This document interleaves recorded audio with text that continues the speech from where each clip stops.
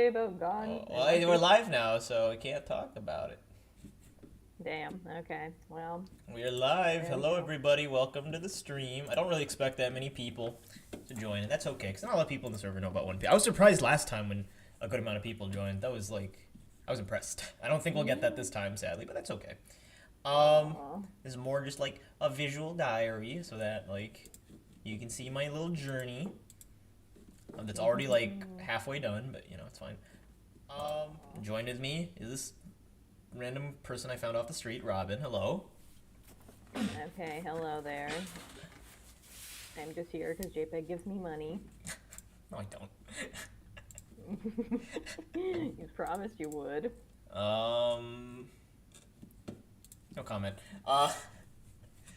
So first things first, Robin. We have to do some corrections because the old list is the old list. Some things have. Ooh, I need to fix that actually. Oh yeah. Let me quickly fix that. There we go. Some things have changed since the last time we did this. Okay. First things first, Whiskey Peak. I'm delusional. Whiskey Peak good? It's not that good. Okay, it's going down here. It's good. I like it. It's 2 episodes. It's nice, but it's not that good. It's going down 1 tier. I think a lot of people have made it clear. They're like, you know what? That's weird, JPEG. That's weird that that's your favorite. I'm like, you know what? I try not to let other people's opinions influence me, but I'm like, yeah, it's kind of right. It's a little weird. You're saying, I mean, sorry? it's not that. I mean, I don't think it's that weird. I mean, I really like Romance Dawn. That's like 4 episodes. That's true. Like it's a good start. I think Whiskey Peak. It has a lot going for it, and I love it. But I think like being number one, it's like okay, fine. Enderlight says around 5% of people on the street are there because they bankrupted themselves on One Piece merch. That's true. I caught this random girl. She was like wearing like a Zoro shirt. Like I don't know, and I was like, you could probably be good. You have like a nice voice. You could probably be a Oh my good god! Don't assistant. expose me. Why is the chatter exposing me? I don't know. They just are. It's so mean. They just are. I don't know what to So tell you. mean. Where was I? Wait, I need to keep tabs open. 1 second. Let me just fix that. Okay.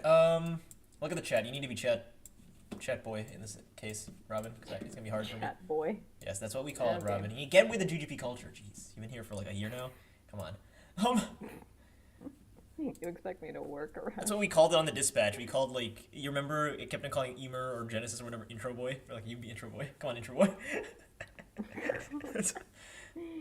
Hey, chatter. Okay. What else? G8, Alabasta. That's good. That's good. Reverse Mountain. I'm a little crazy. That high. That's not going that high. That goes down here. It's not as good as Baratier. I think I have newfound appreciation for Baratier. We'll put that there. Jaya goes down a whole tier. I don't think it's an A tier. I think it's a B tier. Okay. This is like the build up to Sky Island. Yep. Skypea goes down a Okay. whole tier. Skypea not that good. Okay. Little Garden goes up a tier because we see a lot of stuff with giants. I'm like, no, the giants are cool. I like them. They go here. They go here. Before you start getting mad, just remember some of the arcs that JPEG is going to be ranking later. And Logtown, last but not least, Logtown, because of some reveals that have happened, it goes here. I like Logtown. There we go. There we go. That's the updated ranking. Okay. Okay. So what you think was the updated ranking from the last time I did this, which was five weeks ago? I mean, yeah. I have like no strong opinions about this. I would put a lot of the B tier ones higher, but that's just me. Well, yeah, but your opinion sucks, so I mean. Okay, JPEG. This is why I've been reduced to chat boy. That's all you are. So yeah, we have less than last time, so hopefully this doesn't take as long, because I'm also not like a first timer anymore. Like I've been watching the series for a little over 2 months now. Like if you want the exact number, it's do the math, 14 plus 30, 44 plus 44 plus 27, 44 plus 27, 71 days. I've been watching this for 71 days now. Good God. So yeah, we start off with, and I don't want to recap too much. I don't want to like make a recap because it's not what this is. We start off with Long Ring, Long Land, which is a very weird place to start. It's an island where things are long, and that's about it. And it's actually not that important because, sadly, that's not the important part of this arc. By the way, hopefully my audio's okay. I've done a bit of work to make my audio not the worst thing ever, like it usually is. Is me? Is this? Things first, Robin. Okay, it's not too bad. Okay. So here are my notes, Robin. I have a couple notes, and I think this is the structure we're gonna do for this this video. I'm just gonna say like stream of consciousness ideas that I put down here. The first thing is that they do the horse thing, where the guy he likes his horse. He's cute, old guy with his horse. Thing is though, they've done this like a million times already with the dog, like Choo Choo in Orange Town, and then Laboon. I'm like, why do we keep on doing this? Why? Is it just because like animals are cute and like that's an easy way to get sympathy? Like I don't know. I don't know. Like it's the third time they've done this. People like animals, JPEG. Don't be such an animal hater. Animal hater. So we get introduced to this guy called Foxy, and he's a little bitch, but he's great because his accent is funny. At least in the English dub, his accent is so funny. I don't even know how to describe it. It's like the weirdest accent I've ever heard in anything. Can you imitate it? No, I can't even imitate it. It is like a mix between the Spanish and Italian and Russian and vampire. It's so weird. That's not even close. That's not even remotely close. Is the horse guy's second name Hands by any chance? No, that's Benji's favorite. And so they do a little Davy back challenge, and I said this to you. This was the last anime that I was expecting to do like a school festival tournament thingy, and that's exactly what they did. And I think Oda just was like, man, I want to make a school anime, so or school manga. He inserted this here because it's so out of place. This is like extremely out of place, and I kind of love that. I kind of love that it's so out of place. They did the Davy back challenge, and it's like a thing where it's like you can like win little crew members. I've seen some theories that people think that like at the end of the series, Luffy's gonna do a Davy back challenge, and I'm like, I don't know, that's so fucking random. And like the end of the show is like a school festival, like boating tournament. It's so dumb. Gosh. After everything that's happened, that's the ending. So yeah. What do you think? Yeah, I really like the arc, and I like how it does introduce the idea of like Davy back fights into this series, and that was like a cool concept. But yeah, I mostly just like it because it's just a fun time with the Straw Hats, and it's just mostly just them hanging out, most of them having a good time, except for Chopper. Poor Chopper, who got traded away. Little weenie. He got traded away. Crying his eyes out. God. Yeah. Man. What a little weenie. I think most people say there's like not much I guess like canon content or like that much impact this arc leaves, and I get that, but like I don't know, I just like arcs that are just fun and goofy, and we just get to see the characters just having a good time together for the most part. And I think one thing people understate about this arc is the fact that it was like also like the first time we get to see like Zoro and Sanji also team up, because that's something they rarely ever do. Most of the time they're like separated. So it was like the first time we get to see them like team up and have to work together, and I think it was like also the first time we get to see how much they actually respect each other. Yeah. Which is a crazy concept, because like I don't know if you know, but like Zoro and Sanji fans are like usually at each other's throats from what I've seen. I mean, there's a lot of them love both. God. But yeah, I really enjoyed this arc. Zoro I think it's fun. and Sanji don't fight as much as you'd, at least in One Piece, which was what I watched. Like I feel like there's a lot of maybe it's more accurate to the manga, but like, I feel like maybe in the anime they fight more, because here like it's one of those things where it's like when they were like, oh, they don't like each other. I was like, they don't? I mean, it makes sense because they're very similar. They're both like, you know, dudes who like are powerful, second and third most powerful, and they have like clashing personalities. So it makes sense why. But when I watched this, I was like, oh yeah, I guess they don't like each other, huh? I don't know. It never dawned on me until then. I mean, I wouldn't say they hate each other per se. Yeah, and I think it's funny because like most of their one-on-one interactions are mostly them just bickering, and I think that's like what a lot of fans associate with them, which like makes sense. But I think you do see in this arc that they do ultimately have a lot of respect for each other, and they are able to like put their pride aside, when they are able to like work together to like win one of the Davy backs. So yeah, I thought that was cool as well. Cool. Yeah. Mm-hmm.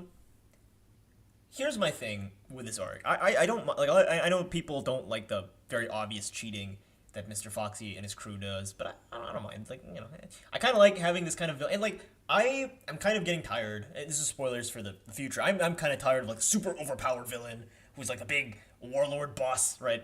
I'm tired of that. Mm-hmm. Like maybe I wasn't tired here, but maybe I was because we just had Alabasta and Skypiea, right? But I get so tired of it later on that I'm kind of glad that this is like a different kind of villain. He's just a really corny, campy cheater type. Hell yeah. I love I love the like I didn't okay, I'm gonna be honest. I really love the first like challenge with the boats. The other two I was like more indifferent towards. Not like I hated them. I was like, oh, they're pretty good. But the first one I loved because it reminded me of the show Wacky Races. I don't know if you know what that is. It's a really old Hanna-Barbera cartoon. No, God. Wacky, whatever. It's like a wacky race, and they're all doing goofy. Like this felt like okay, this is like the world of anime and manga. It's super fucking goofy. I don't usually have like rewrite ideas because that's not like the kind of person I am, I guess. But I hate saying this, but there was something that I was like, oh, this could have been cool potential. I'm gonna say what it is. Like, I kind of wish that the first one was Zoro, Sanji, and Chopper, and then Zoro and Sanji fighting caused them to lose Chopper. So it's like, fuck, we gotta work together. I don't know. And then like Usopp and Nami and Robin, who are the more underutilized characters, I would say. You know, they're not the two badass Zoro and Sanji, right? They get the win. I was like, oh, that could be cool. Right? So I wish it was like reversed to who lost and who won, you know? Yeah, that would be cool. That's what I would have liked, but sadly that's not what happened. Sorry, Zoro and Sanji got to win and the other three got to lose. Made me sad. Man. Gosh, it's been so long. You know, Zoro's the character that I have the most beef with. Man. I might be the biggest Zoro hate. Like, I don't even hate him, but I feel like everyone loves him, and I'm like, I don't know. Oh, yeah. Might be the most random beef ever. You might just think he's overhyped. That might just be it. Yeah. When he's like the bottom of the Straw Hats for you. Yeah. Spoilers, but yeah. Now the best part of this arc, it has nothing to do with Long Ring, Long Land, or the Davy Back Challenge. It's at the very end, and I read in the manga that it's not actually at the very end. I think the anime made it weird. We meet Aokiji and his ice powers, and he freezes our girl Nico Robin. Very sad. And then he hints at her past, and it's like, oh, this is cool. We have like one of the Navy. I don't even know the name of the ranking, but it's like the Navy Marine men or whatever. Yeah, Admiral. Yeah, he's an Admiral. I was like, what the heck? This is cool. He's cool. I like him. He's so dangerous, and then he just yeets out of there. I'm like, god dang, this guy's cool. He spikes away. But like, I don't know, it just felt so disconnected. The island itself, the Davy Back Challenge, and the ending. It's like these are so disconnected. I do wonder how One Piece did like cut that together, because I'm pretty sure the Aokiji part was like, yeah, part of a completely like separate filler arc. They tied it to that. Like in the anime. How they tied it together was they did the Luffy Afro thing, the Afro Luffy thing, and then fade to black, and then they're on a random island. They just find him. It's like, okay, very random. Okay, no. That's why I felt really random. That is a little strange.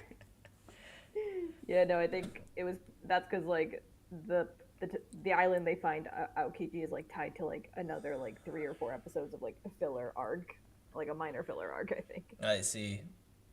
Just like the 10 episodes of Ace and Alabasta.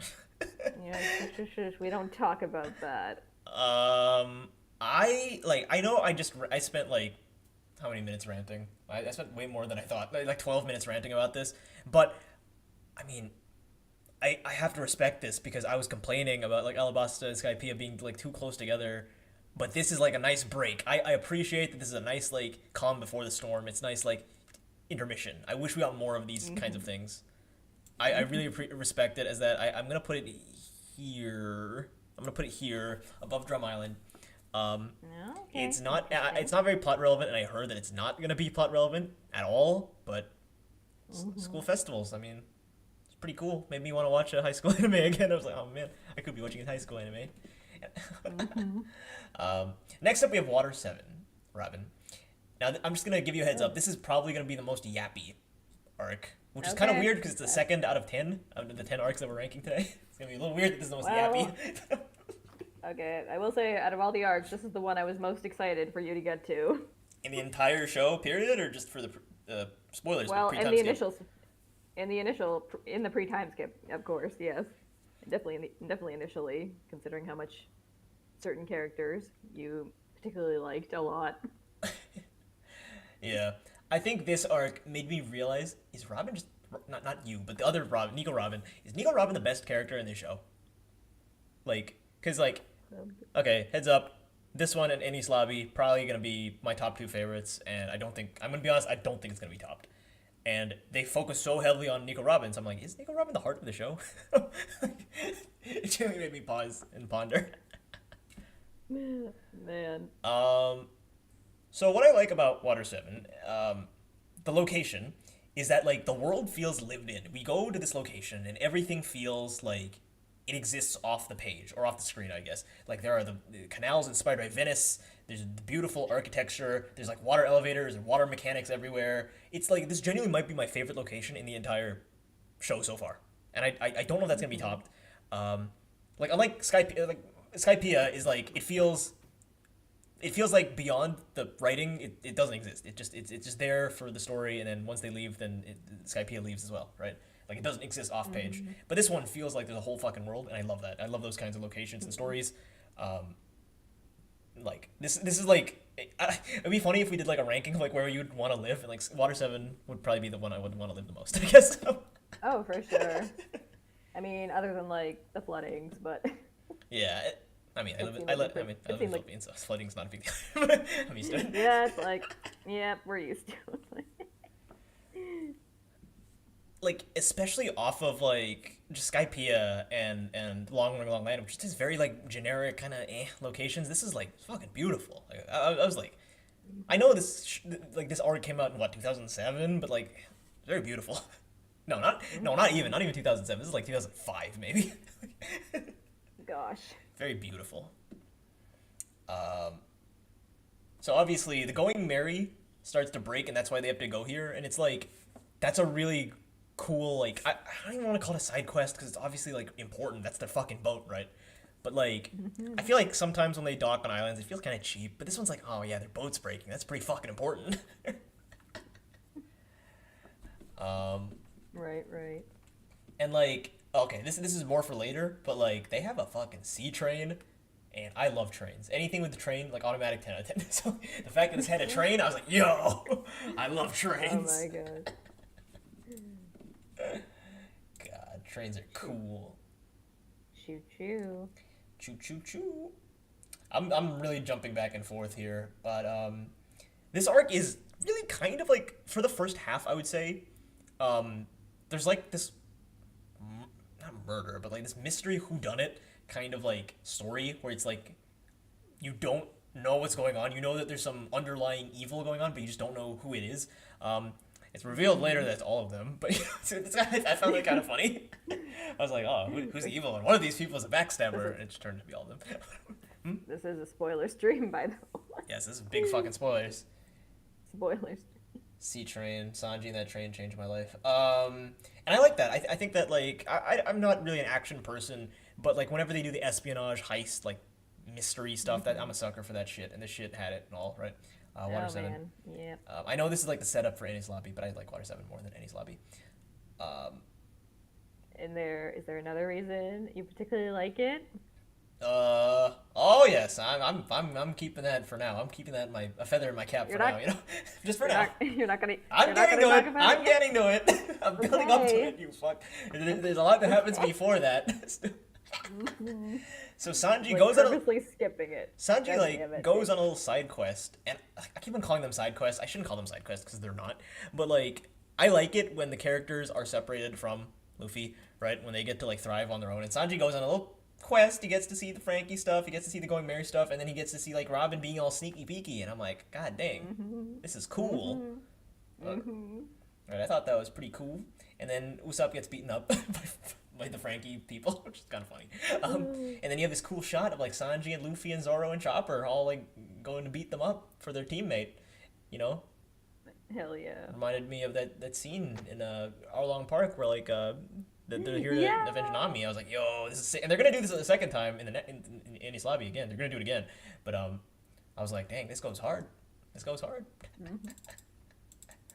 So then some dumb shit happens. We're gonna skip that because it's not important. What? Okay, JPEG. Okay, JPEG. So it's revealed that Robin is okay. No, fine. We can't skip it anymore. I have to go. What's wrong with you?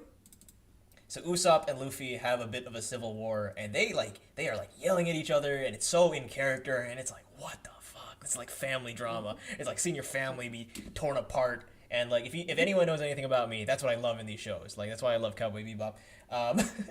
It's like holy crap, it's so raw, and like sometimes I'm like, dang you Oda, you're a writer. Even this Venture Camp, I'm like, dang you Jared, why are you writing this? But like here, like I didn't care about the writing, I cared about the characters. It was like fuck.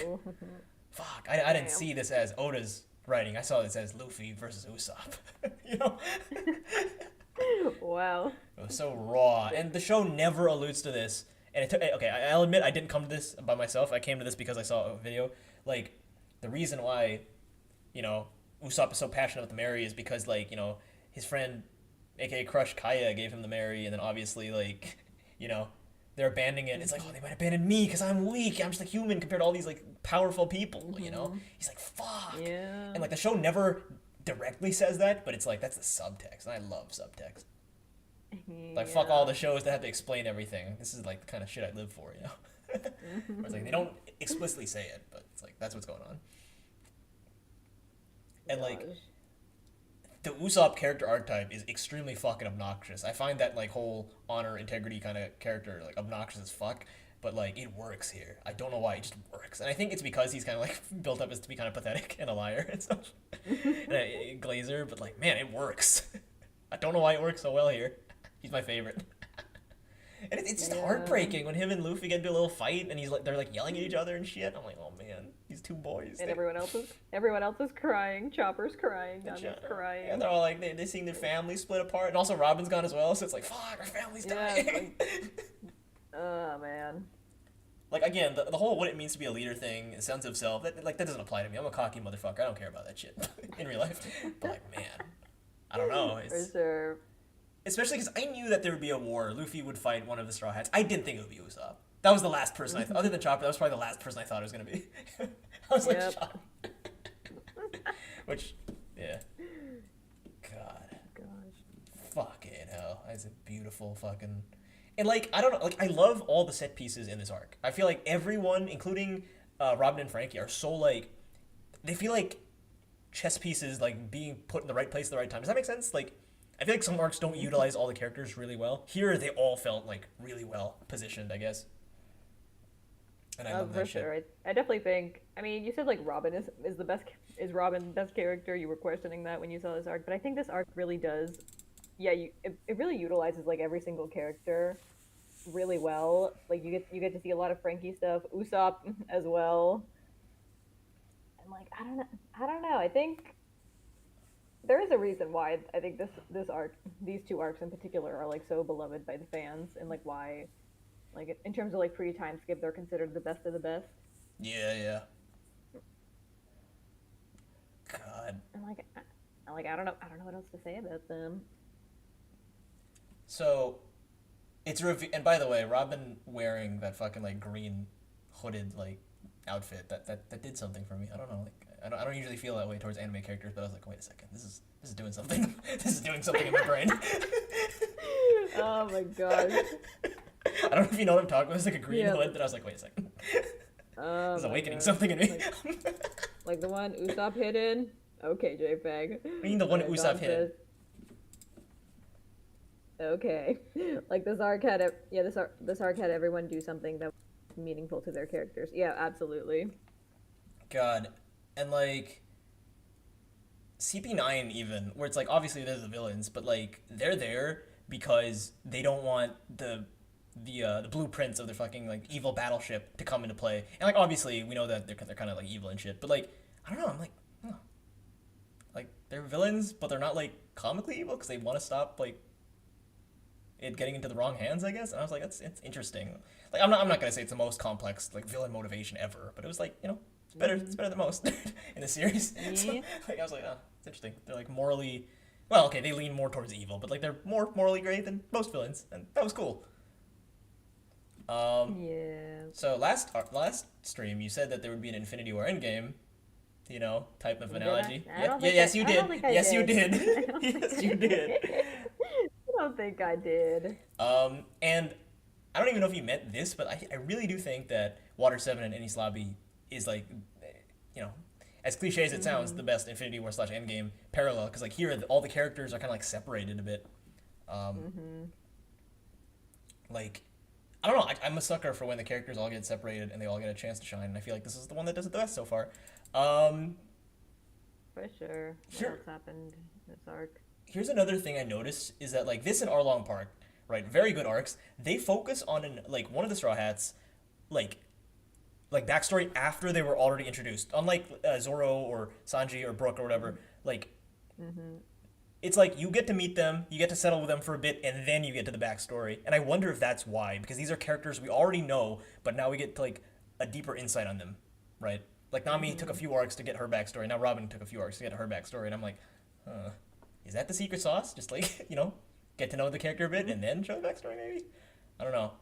I mean, there's another character that also does this, but you're not. I don't think you're the biggest fan of them. Fuck you. Yeah, Sabo's the 10th member. Whatever. I get it. I don't know. We'll get to that later. And like, I don't know. There's that intrigue where it's like, and like it'll get revealed in the very next arc. But like, you know, why is Robin the only one that can read the fucking poneglyphs? You know, or whatever, something like that. It's like I was like, ooh, interesting. What's going on here? Is that why she's working for all these evil people? I don't know. Now I have to acknowledge something that happens around this point. Luffy gets stuck between buildings and Zoro gets stuck in a chimney. Just like the dumbest thing I've seen in the show. It was so dumb. But like again, you know my criticism of Zoro. When Zoro's a fucking idiot, the arc is really good. That seems to be my logic when I write these things. Sorry. Luffy gets stuck between buildings twice in this arc. Like once when he was doing the espionage thing, and once in the second time during like the tsunami or whatever. God.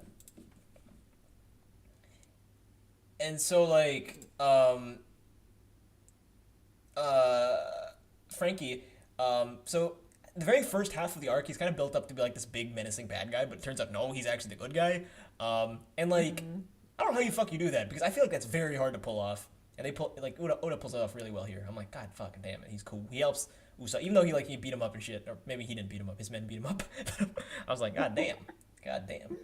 And then they talk about I forget the term, like the Clabador or whatever, like the Yeah, I know what you mean. Yeah, the ghost or the spirit of the ship. Like, I don't know. That was cool.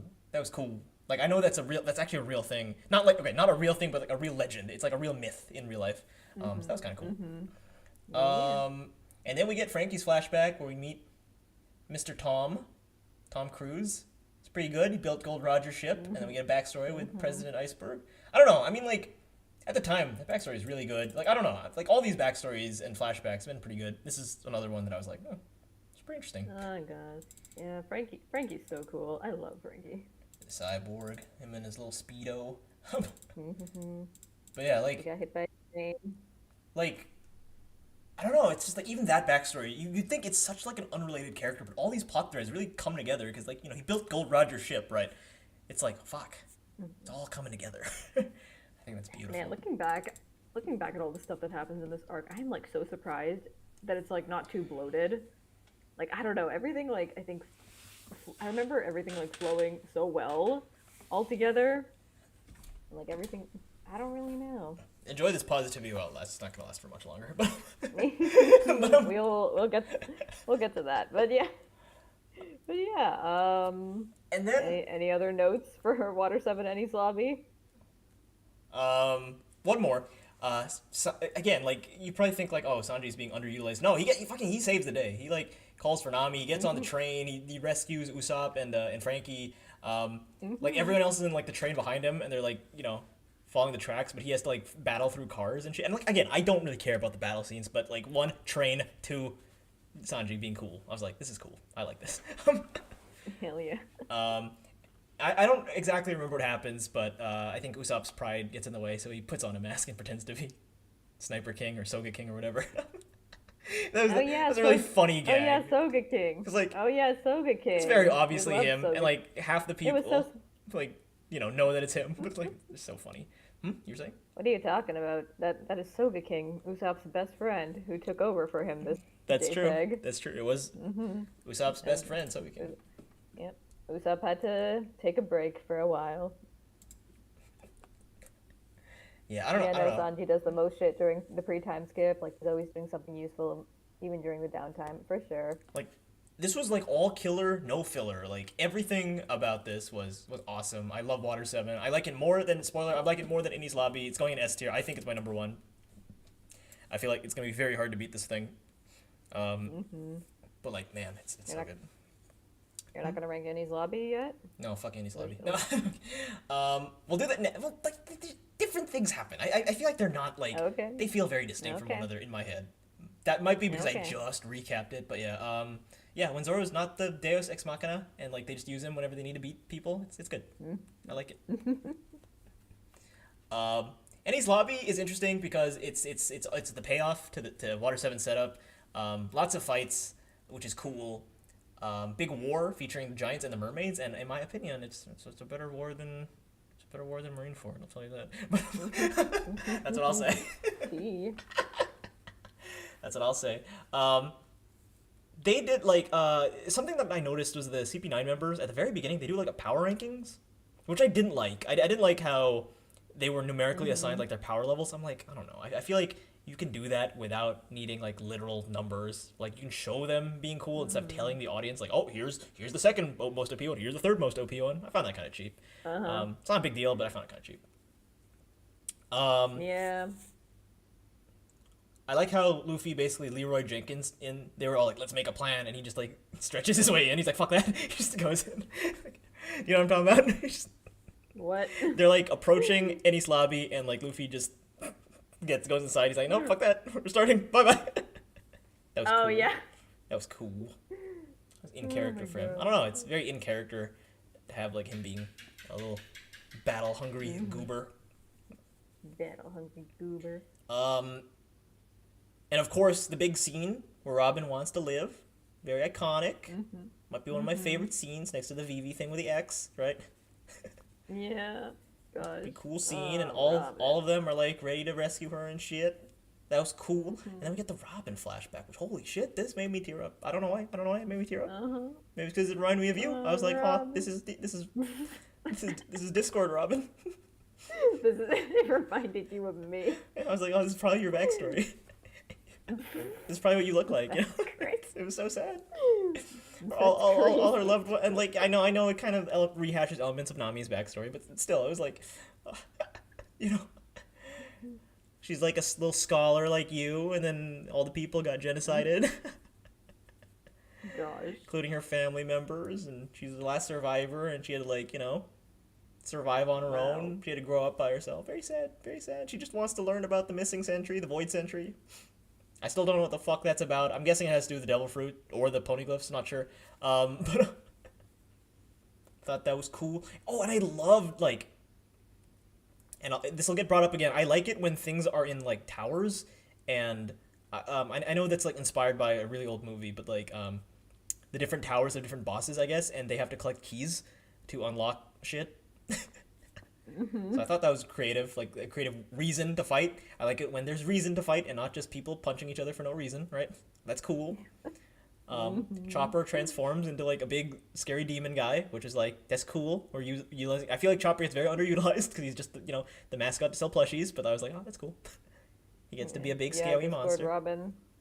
Discord Robin lost all entirely of her civilization. Yeah, I mean that's why she doesn't want to talk about herself. That's why she doesn't want to talk about her backstory. And then Zoro and Soga King, quote unquote, they have to fight a giraffe and shit. That's cool. I like how they had to fight a giraffe, and they got like handcuffed together by accident. Lots of slapstick shenanigans, and then Sanji has to fight a lady in the bubble bath. It's pretty cool. Yeah. And To be like, honest, the only thing that was rehashed was the whole losing their mother figure. That was gone from chat. going from shit. Honestly, like I don't care about the fights. I loved all these fights. Except, and this is gonna be a recurring theme, except for Luffy versus the main bad guy, Lucci. I like all the little fights, all the Straw Hats. I don't really like the main fights when it's Luffy versus the main bad guy. I'm like, they're kind of I will say this wasn't. I think there's other fights Luffy has that are more, I think, interesting and engaging. Lucci, I don't know how to feel about Lucci, to be honest. He's like, I don't know. Out of all the villains and like all the other arcs, he's not the most compelling to me, to be honest. With you, Yeah. I don't know. I read that they like the manga actually cuts his backstory. I think Oda's editors were like, "This is too long. You have to cut this backstory." No. And he was like, "Okay." Oh, really? That's what I read. I don't know if that's true, but and then I don't Usopp know. saves the day, kind of, which is kind of cool. He used the slingshot to shoot some things. I thought that was pretty great. And then all of a sudden they hear like a voice. They have to escape. And I'm not even joking. When they heard like a high pitched voice, I was like, "Oh my god, is that Laboon? Is Laboon gonna save the day?" No, it wasn't Laboon. It was the Clahador or whatever it is. Yeah. Or whatever, little boat going merry, and then they have like a little boat montage where they burn the boat. I don't know why. That like genuinely made me sad. That was the second saddest death of the bunch of this bunch of episodes. And you might be wondering, what is the saddest? Okay, no, the saddest one isn't even technically a death. Sacrifice. The saddest sacrifice, right? And it's not the one you think. The one you think is like, no, I didn't care about that sacrifice. The one in Marineford. I don't care about that shit. Sorry. We're gonna get to Marineford when we get there. Gosh. Oh no, nothing. Yeah, we get really sad like boat montage. And I was like, what the frick? And they played the old music and they showed all the scenes, and it showed like their time with like Vivi and Little Garden and shit. And I was like, oh man, we've come so far. We've come so far. So yeah, Enies Lobby, I'm gonna be honest, I was gonna put it here. I thought about it a little more. I'm gonna put it here. Arlong Park's a little better, but Enies Lobby, like... Okay. I think Arlong Park has more, like, synergy. Enies Lobby is still good, don't get me wrong, still very good, but, like, I don't know. Yeah, okay. I wish Lucci, and to an extent, the CP9 members, they don't need backstory, they're funny, but I wish the main bad guy was a little, like, better, right? A little better. He has a bird, though, which is cool. He has birds. Birds are cool. Yeah. Yeah, Hattori, the little bird. Little birdie. So yeah, Little birdie. there we go. Now for negativity. No, not yet. Not yet. Not yet. Okay, post Eddie's lobby. Post Enies Lobby, and again, like I don't think like okay, they're more similar than other arcs are to each other, but I feel like there's distinct stuff going on. We focus on Luffy's past with Garp and Dragon. Garp is the grandpa and Dragon is the papa, which like instantly, that like retroactively makes Logtown a little better now that I have a better understanding of what's going on there, right? Which I think is cool, because like in my head, it's not that long ago. I watched all these arcs in like 2 months, but I'm sure that for the reader, this is what like fucking like 8-9 years, right?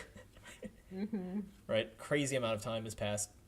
I think like 300-400 chapters have passed, and then we see one of the worst characters in all of One Piece, Kobe and Helmeppo. I'm kidding. I don't hate them. Yeah, that's kind of cool. That's kind of cool to see them again. Because I know that in the live action, they're weirdly really important in season 1, even though they haven't had like major storylines. I'm wondering if they'll get like major storylines in the far future, but the Netflix show is not going to survive that long. I'm going to be honest. The Netflix show will end in Alabasta. Mark my words. Like if we're lucky, it'll end in Enies Lobby. I think Enies Lobby would probably be a pretty solid time to end, because it really does play off like a finale kind of. So I wouldn't mind if it lasted that long, but realistically, optimistically, it's gonna end in Alabasta. Like Netflix is just gonna cancel the fucking show. Oh yeah. So yeah, I don't know. I like learning about Luffy's past, even though it wasn't a whole lot. That was pretty cool. Get to learn about all that lore. I thought that Garp was Whitebeard for a bit, but Yep. This is one of the reasons why I told you not to watch the live action after. And then Frank. I said this is the reason. Oh yeah. I said this is the reason why I told you not to watch the live action until after you get past this arc, because it spoils right away that Garp is. They say, I'm Luffy's grandpa. Is that what they say? No, he like okay, like Helmeppo and he has a very prominent pre-time skip that he didn't in the canon. Yeah. And by the way, I would love to see Water 7 live action. I mean, like, the location. I'm curious to see how they would do the location. But might be beautiful. Might be CGI. Who knows? And then Frankie builds the new boat, the Thousand Sunny. You know, he puts all sorts of, like, cyborg mechanisms on it, which is pretty cool. And in return, they squeeze his balls and make him show his dick to people. So, thanks, guys. God. Fucking assholes. No, it's fine. All that work to save Robin, what does she do? She squeezes the fuck out of his balls. It's like, okay. Well, this was, I guess, their payback for beating up Usopp earlier. I guess so. Now, here is what I loved, and I want to have a short discussion on this. Zoro, they want to bring Usopp back, but Zoro says no, he has to apologize. He can't make any bullshit excuses. And then the next scene, we actually see Usopp trying to make bullshit excuses. So it's like, I kind of like that, you know? You can't weasel your way out of this one, Usopp. You have to be sorry and apologize, or else we're going to leave you. And I'm like, yeah, you know, he's good. You got to take accountability. And then he does take accountability, and then Luffy stretches the fuck out and grabs him from the island and puts him on the boat. Yep. It's pretty cool. I like that. Then they're both, and then everyone's crying. We saw this live, and I was like, Zoro, you're being a little weenie about this. And then I thought about it. I was like, no, Zoro's actually in the right. I thought that was cool, because I feel like a lot of times, you know, when there's conflict, they don't really apologize, but Usopp, you know, he did. And he meant it, so it's good. Yeah. It's quite good. Quite good. You have to apologize to your friend. You can't make excuses. You can't be like, oh, I wasn't trying. You know? You can't be like, oh, I was raised this way. No, you have to apologize. Usopp's cool. And then we get flashbacks of all the old characters. We go to Alabasta and all that stuff. We get to see Jamie Lee Curtis and Drum Island. It's pretty great. Oh, yeah. It's pretty great. Pretty great. All the post, like, content stuff, it's always, like, flashbacks and stuff, which is getting kind of old, to be honest, but, you know, still fine. And then everyone gets a big bounty, including little Chopper with his 50 berry bounty, and then Sanji looks like a demon or something. Great. Yes, the bounties. And then it is funny how you mentioned earlier. Oh yeah. Oh yeah, you're saying? No, it is funny how you mentioned earlier that like you didn't like how the CP9 people had like numbers assigned to like I guess their strength level, or what was it exactly? Their power level or whatever. It was like their power level. Yeah, it's funny because most people I think kind of associate bounties with that, but really bounties are interesting because it's like also like the influence and the power. Its power is one thing, but it's also like the influence these pirates have, I guess, in the world of One Piece, which I think is really cool as well. It's like, okay, you can't just be like the strongest, you know, to get like the biggest bounty. Yeah, you have to like work for it.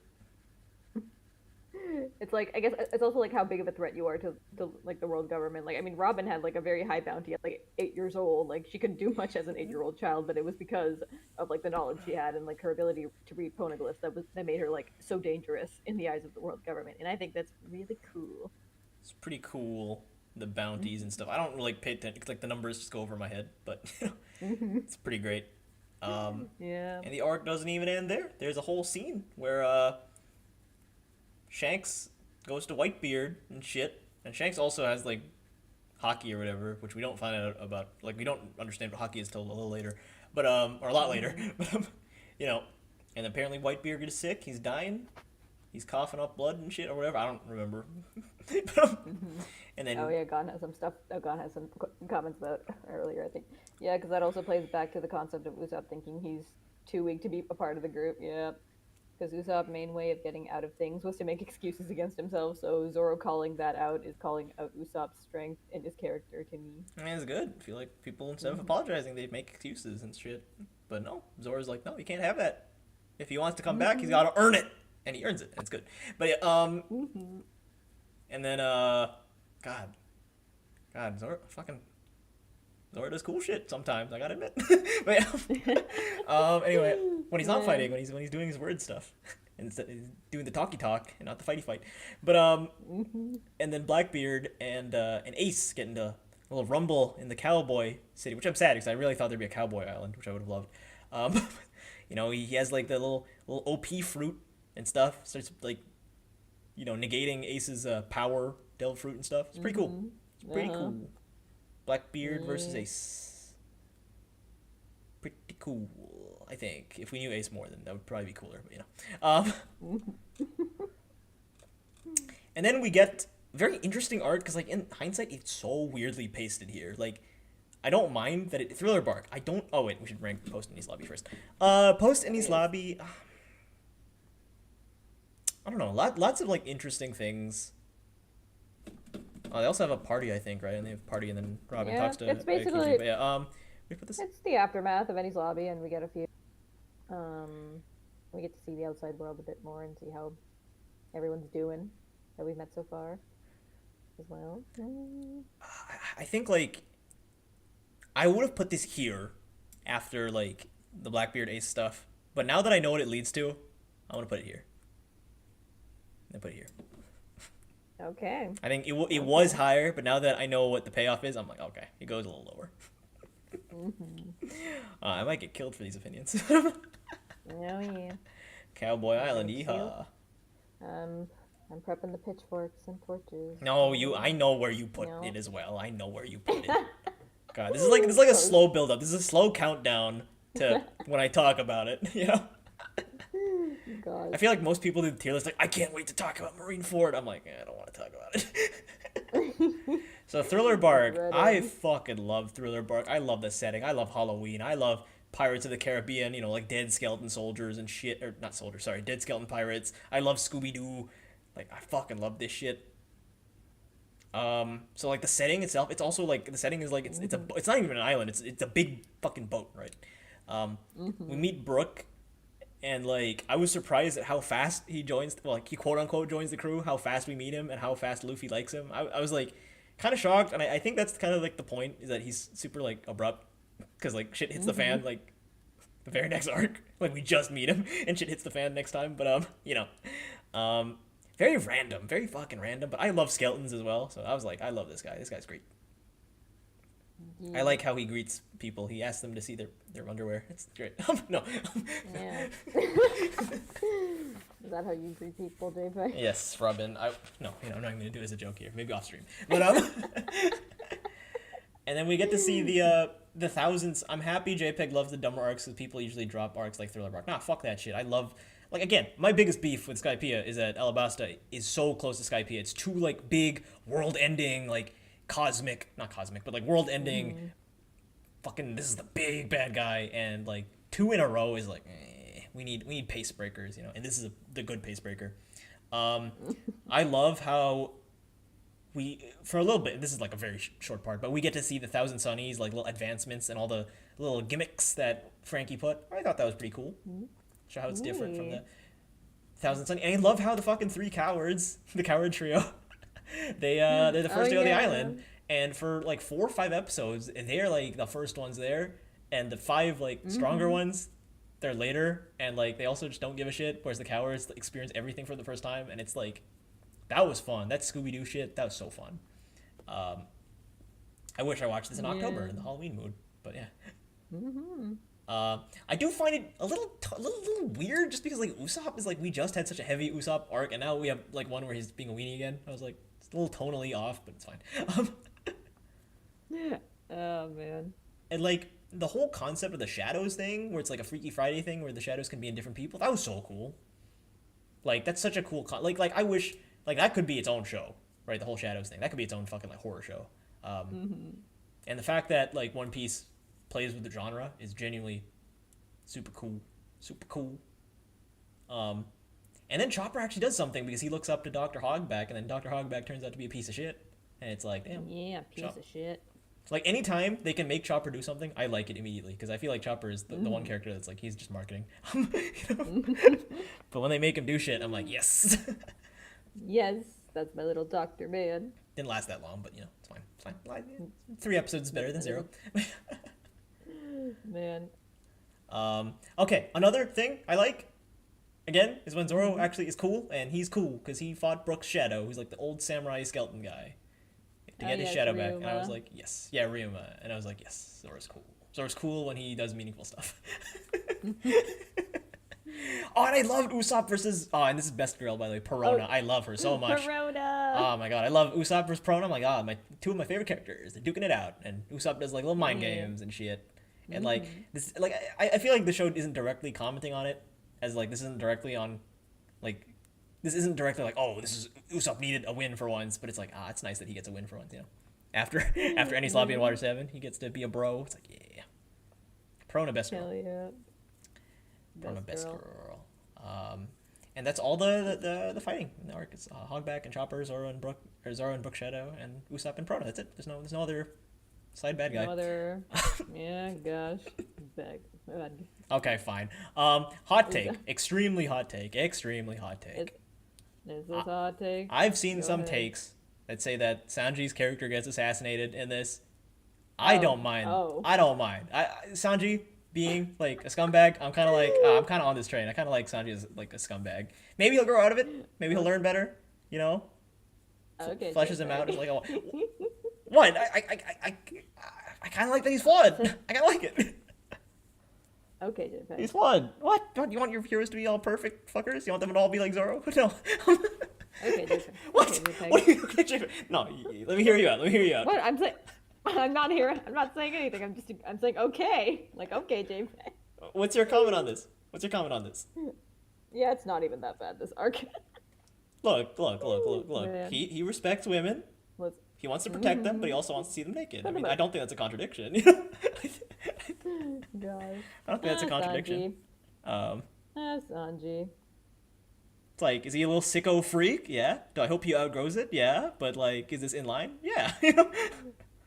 I just kind of ignore it as like, okay, we're writing choice. I'm just to put it in the back of my mind. Like, okay, you're not there. We're gonna shelve you. You're not there. Don't say that in front of me. We're not gonna. You're not there. Fishman Island, my least favorite arc. Oh boy, that's like after Return to Sabuti. Oh boy. Maybe it's better in One Piece because it's shorter. I don't know.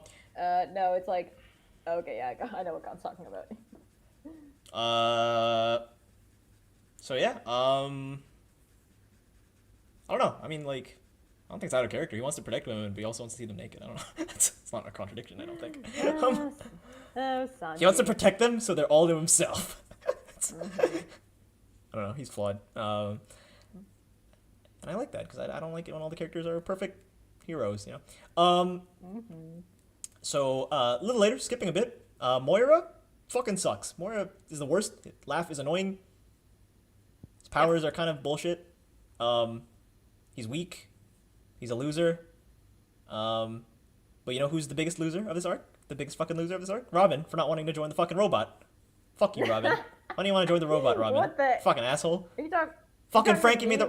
Yes, you fucking didn't want to join the fucking robot. Like, Frankie had like this whole setup where everyone's a fucking cyborg transformer thing. You didn't want to join. Why didn't you want to join? Listen, I've been in the Voltron fandom. I'm not going back again. Fucker. I'm not going to direct. Fucking asshole. When we do this GGP thing, right? Where we're all a fucking robot, you have to join. You have to be the right arm. And like... God. You like characters with flaws, and yet you hate Justin TD. How curious. I love Justin Bieber and ZTD. I like, it's a meme that we don't like him. He's great. Gosh. Like we talk about Justin Bieber from ZTD way more than we talk about fucking, I don't know, fucking, who do we not talk about? I'm trying to think who we don't talk about. Who do we not talk about? God. Fucking, who do we not talk about? Fucking Taka from Danganronpa, right? I don't know, I can't think of anyone that we don't talk about. Anyway. Talking about Voltron in the chat. No, I'm not. So they kick, the thing is, they kick they kick Moira's ass or whatever. And it's like, I don't know, I didn't really like the fight, because like, it's kind of underwhelming. I like the Luffy Frankenstein monster, that was kind of fun at times, but I don't know, it's kind of like, eh. Like, everything about this arc was cool. The final fight's always like, fights. Fights are not really the most interesting to us. It's a common trend in most of these arcs you will see, but Yeah. Like, again, if there's character relevance, I guess, there's, like, clashing philosophies, it's cool. But if it's, like, just big battle, it's like, whatever. He's not even the main bad guy, because fucking Kuma shows up, and he's OP as shit. And it doesn't last that long as well, so that's good. It doesn't last that long.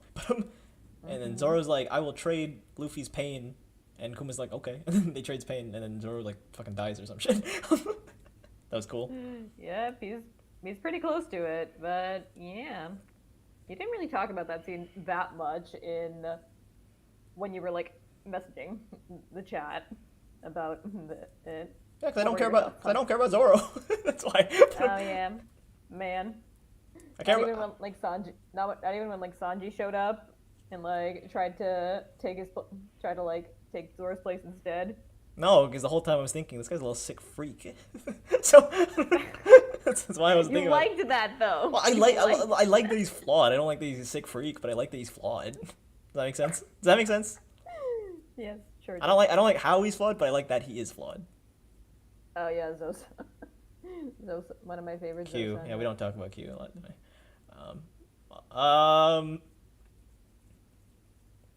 And then so fucking Zoro is in pain, and it's like, this is cool. Zoro's gonna be awesome for the next few arcs. Wink, wink, wink. That's not what happens. No, he is in a tremendous amount of pain because he has a lot of injury. No, I thought that'd be interesting. That's like gonna be set up for the future, but it's not really what happens. Anyway, we get story about Brook and Laboon, little whale. I mean, we got that earlier, but we get like more in-depth stuff about his old crew, how they all died. They played the music. They played that one song, very sad song. It's my second favorite song. My favorite song is that's my favorite song. It's very tragic, but it's cool. I mean, like, Brook has like the weirdest, like, not weirdest, but like the weakest, like, motivation. He just wants to see the whale again, but he's cute. I like it. I'm not a sucker for animals, so it didn't really work for me, but still cute. This is actually something JPEG did predict as well. That, like, I think the next crew member, the skeleton, is going to be like part of the crew that left Laboon, or like was with Laboon. You did actually predict that at some point. I did? I don't even remember doing that. It's crazy. Yeah, I mean, you predict a lot of stuff. You thought like Laboon was, or you thought like Brook was going to be, I don't know, part of like Goldie Rogers' crew or something as well. I don't even know what else. I thought that would have been good, like, connective tissue, where it's like, oh, he was part of Rogers' crew, now he's part of Luffy's crew. But this is good too. I liked it. I like Brook's backstory. It's pretty good. And then Blackbeard gets to be the new warlord, which is cool because Crocodile got kicked out. So whatever. Yeah. I'm like, okay, cool. Can we get more scenes with Blackbeard? Maybe. I don't know. Maybe just a little. Maybe he can interact. I don't know, because like, I look back and like Jaya was like the one time they get to interact, and they didn't do like nothing with it, but they also didn't do a whole lot with it. I'm like, this could have been something. This could have been something.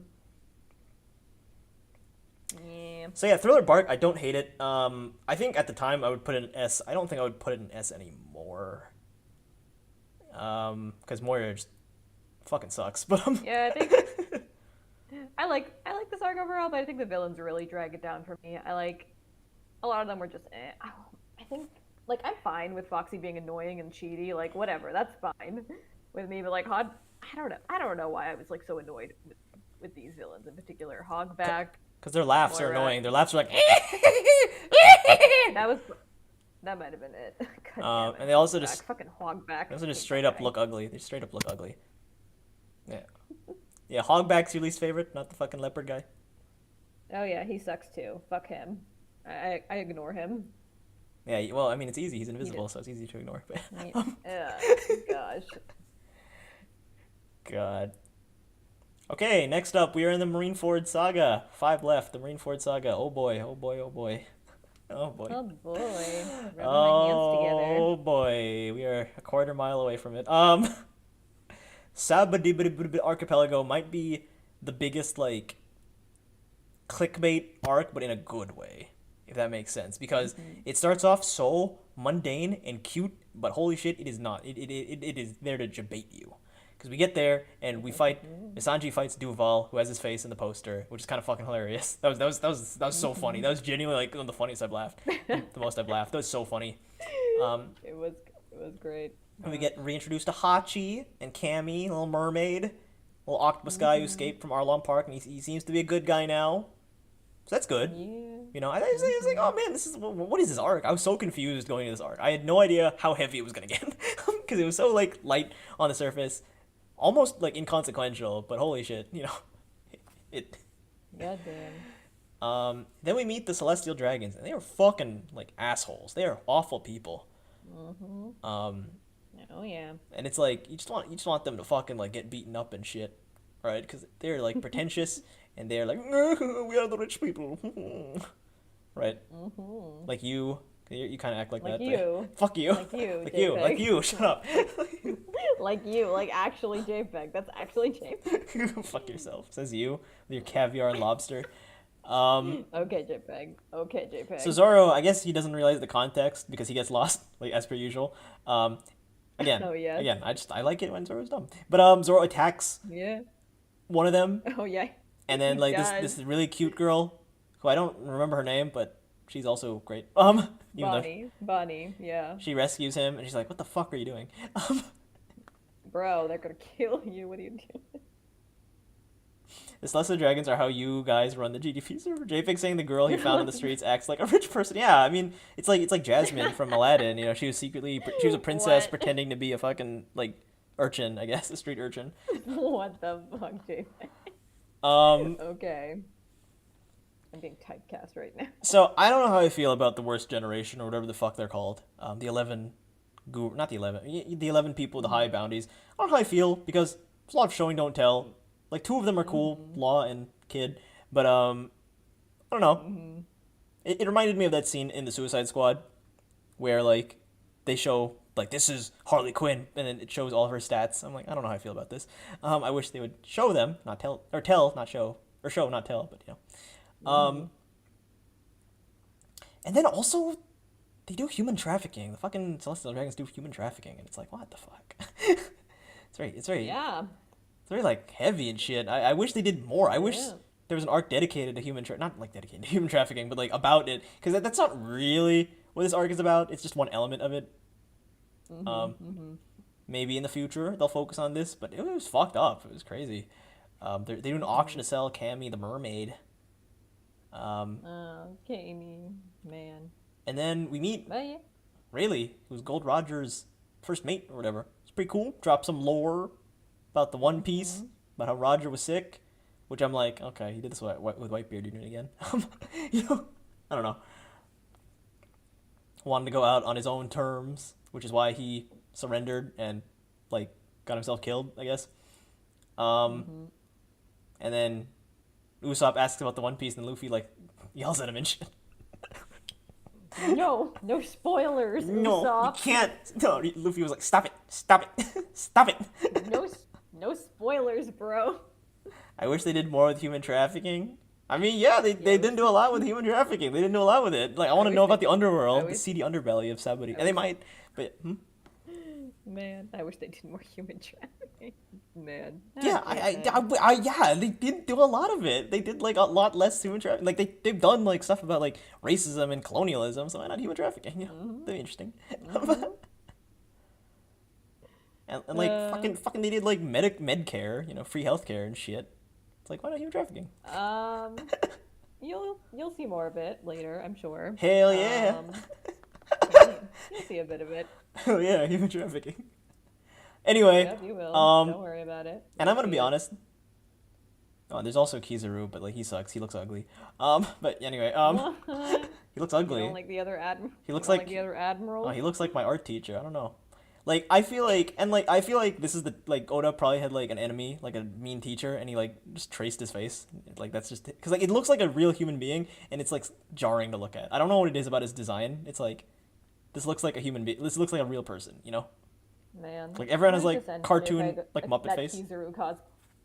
Yeah. Somebody needs to like send JPEG that very accurate Kizaru cosplay where the guy just exactly like him. Send me. Maybe it is my I teacher. Maybe it is my teacher. I don't know. Like, I don't know, like, Man. like his face looks so uncanny valley because everyone is like a stupid like Muppet face, but he has like a real human face. Uh-huh. God. Anyway, Kuma shows up and like kills everyone, and it's very sad. It was very heartbreaking. Again, this is another scene that made me like feel really emotional when everyone started heartbreaking. And of course, the show, it's being cruel, makes Robin the fucking last person to disappear in front of Luffy. And I was like, no, Robin, why? Yeah. And I imagined you disappearing, and it made me sad. I was like, no, Robin disappeared. Wow. Yep. And so that's how the Straw Hats died. Yeah. And that's the end of One Piece. Man, how did you feel? Very sad. Very sad. You know? Damn. Robin, every time I look at that Robin character, I'm like, this is my friend Robin, except not anymore because they changed her skin color. But look at that. The old Robin, I was like, oh, it's you. It's you. That's what your hair looks like. That's you know what you look like. God. But no, like they fucking lose, and this is the first time they really lose in a major way. And like I know he doesn't die, but the episode frames it like that. They obviously aren't dead, but like I don't know, it's really emotional. I don't know how I rank this arc so much. It feels like this arc has so much like unrelated shit going on. It feels very disconnected. It doesn't flow very well, but it's still very good. I think I really love this one. at the time I would put this in A. But now I would put this in S. I'm gonna be honest. I would put this in S. I'd put this above. I wouldn't put this. I would put this under Alabasta. And like I know they return eventually, so maybe the return will make it better or worse. But yeah, I put this in S. But it's a very like disconnected, like messy S. It's an S, but it's a messy S. Hell yeah. Like again, This arc. Duval, Hachi, Celestial Dragons, Trafficking, Rayleigh, and then Kuma. It's like that feels so like. It feels like 5 different segments that are stitched together. Does that make sense? I don't know. Yeah, the arc is it's not as many episodes as you think as well. There's a lot that happens, and you think it would be like maybe a 50 or maybe 100 episode arc, but like no, it's like 30 or something, at least or something like that. It was right? it was 8. It was 8. It was 8 in one page. I'm looking this up. I'm pretty sure it was 8 episodes, and maybe that's why to me it felt really like weirdly stitched together. Yeah, it was definitely one of the shorter ones, is what I remember. And even though like a lot of things happen. Oh, yeah, it was there's 11. A lot of lore. 11. Yeah. A lot of 11 episodes. Gosh. Yeah, I feel like every other arc feels cohesive. It feels like there's a narrative through line. It feels like point A leads to B, leads to C, leads to D. Here it feels like random events are happening, and that's not a bad thing. But it's a weird. It's kind of a weird transition arc as well. There's a little bit of that. No, I don't know. I really liked it though. I liked the lore dumps, and I liked all the cool new characters we get introduced, and seeing Hachi again. Seeing Hachi, seeing Kami, seeing Rayleigh. And then Kuma comes out of fucking nowhere. Kuma again, man. Then you have Amazon Lily. I don't have a lot to say because it's very short. Which I don't mind. I wish there were more like just short little Dookie's the wrong word. Short little not filler, but like setup arcs, I guess. I know that after this, like they really stopped doing that, which makes me sad. Because I think that I don't know, it's nice to just be in a little island for even just a few episodes. It's very nice. This is probably the most simple. I don't have a lot to say about this. This is the best setup arc though. I will say, in my opinion, best setup arc. Luffy is by himself for the first time since Romance Dawn. He's by himself. Some things happen with his private parts, but that's fine. They're in the Calm Belt, which is pretty interesting. Yes, of course, JPEG calls the arc about a woman island dookie. Crazy white. You know, he's in the Calm Belt, and I like the island. It's inspired by, you know, Themyscira and, you know, the Amazons, I guess. It's pretty cool. Yeah. They're in the Calm Belt, which is nice. The only way to escape is with Miss Boa Hancock's like ship. By the way, I love Boa Hancock. One of my favorite characters. Holy fucking shit. Hell yeah, Boa Hancock. She's great. She's great. She's got like the backstory with the tattoo and her sisters, and I feel like that'll be developed more because they introduced like Tiger, who I think is a fishman. So Fishman Island might develop that more. There's so much fucking like setup for Fishman Island, which is insane considering that's a post time skip arc. There's the stuff with Arlong and Tiger and Jinbei and Hachi. It's like, this is interesting. I don't know where and the mermaids. Like, I don't know where they're going with this. It's really interesting. Yeah. Better not be a letdown. Yeah. Well, back to Amazon Lily. Well, you got a little bit of traffic wanted here. Are you happy now? Are you happy? What do you mean? What human? What, like Luffy speaking human traffic? What? No, Boa Hancock and her sister. Well, they didn't focus on it. That's just one element of a backstory, right? Okay, JPEG. Okay. What do you mean? Okay, somebody is like, they had the auction. They touched on it briefly. Here they like touched it with their pinky toe. Okay. Well, you'll get more of it later. You'll be very happy about that, I'm sure. And Luffy is asexual because he does not give a shit about seeing this very hot woman bathing, and her powers don't work on him. It's pretty cool. Asexual Luffy. It's pretty great. Yep. Second best. Believer. Second best asexual. Asexual Luffy. Second best asexual representation next to Dan from Disventure Camp. No. I don't have a lot to say about this. I enjoyed this arc though. I will say I did enjoy the arc, mostly because of Bo Hancock. But I mean, Luffy by himself for one arc. Well, for two arcs, it's gonna be two. It's gonna be like 4 arcs. As the only Straw Hat, very, like, I don't know. It just feels very lonely and like jarring, but also like not the worst thing ever. Amazon Lily, hot take. I've seen a lot of people put it here. And to those people, I say you guys are sexist. I'm putting it here. Yeah, I'm putting it here. Why are you saying get out, gone? What was that comment? Probably towards the Dan comment. Okay. Okay. Impel Down, the last good art. No, I'm kidding. Or am I? Am I kidding? I don't know. Am I kidding? Impel Down. So many recaps and maps, but also, to be fair, it's been a long time since we've seen a lot of these characters. It reminded me of Dante's, like, the 9 layers of hell, Dante's Inferno, like the whole jail cell thing. They go to the jail because he sneaks in Boa Hancock's like coat, which is really cool. I wish she would let me do that. But oh my gosh. Go on. And, like, there's so many callbacks. Like, we see Buggy and Mr. 3 and Mr. 2 and Croc. And by the way, the GOAT, Bon Clay, fucking legend, living legend, one of my favorite characters. Unironically, one of my he was already one of my favorites, and now he's the return of the king, Bon Clay. It reminded me, and this is the second time I've made this comparison, but it reminded me of the Suicide Squad because you have all the fucking villains coming to help the hero, right? Yeah. Working together. We see Crocky and shit. We see the different layers of hell. Very creative way to make a jail, obviously. And, like, the main villain, Magellan, he's kind of mid, but I also like it because I kind of like mid villains, diversity from all the big, like, oh, this is the world-ending big threat that's gonna beat the shit, and he's super OP.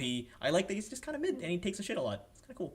I know I didn't like Moria, but that's because his laugh was annoying. But this guy was cool.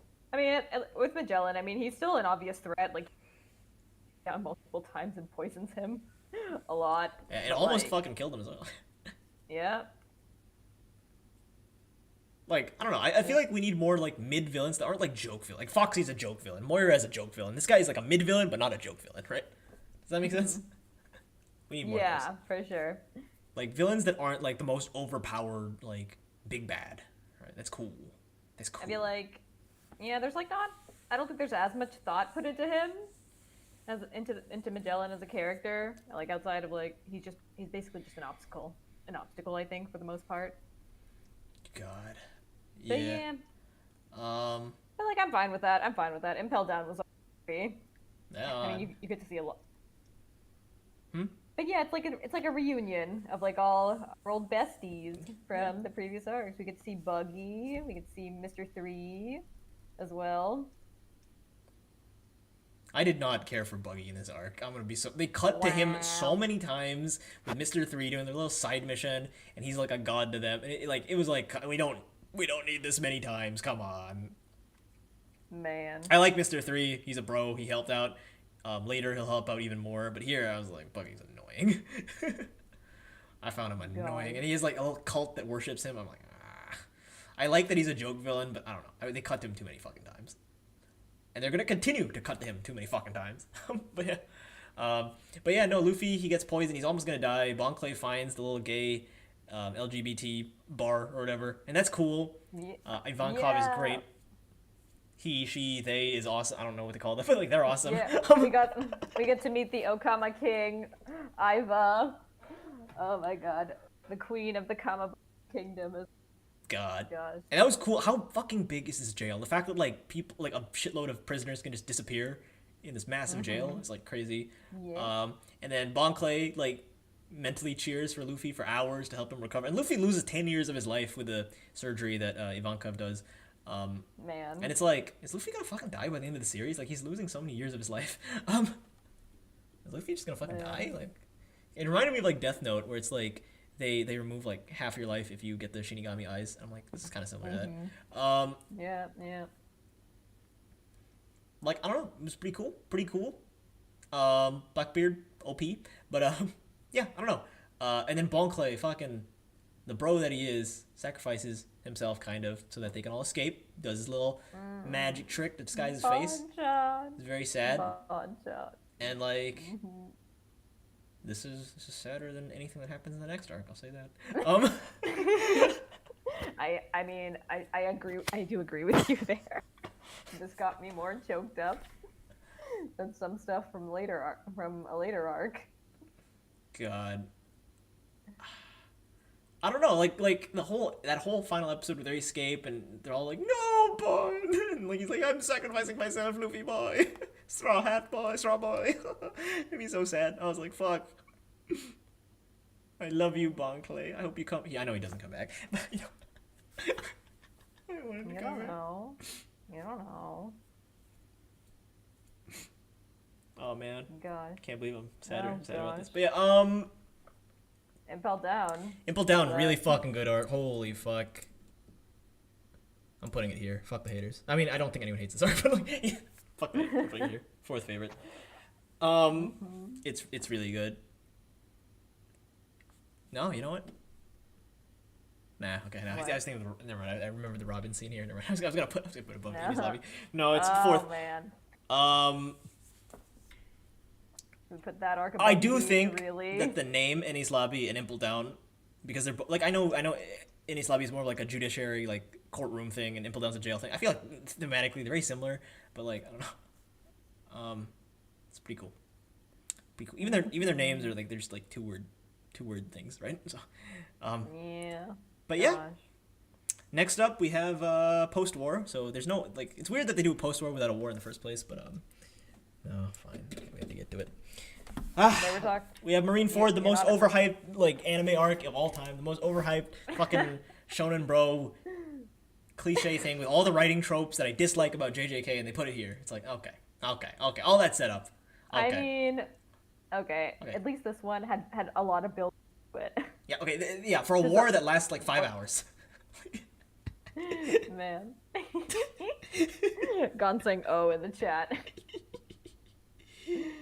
Okay. I mean, it's not all bad. I think that like it starts off pretty well. We see the rest of the world, like they all react to the news, and like that's cool. We get to like see world building of like what it means to be just a commoner in this world. I wish they would do this earlier, but I can appreciate that they saved it for now, so that's fine.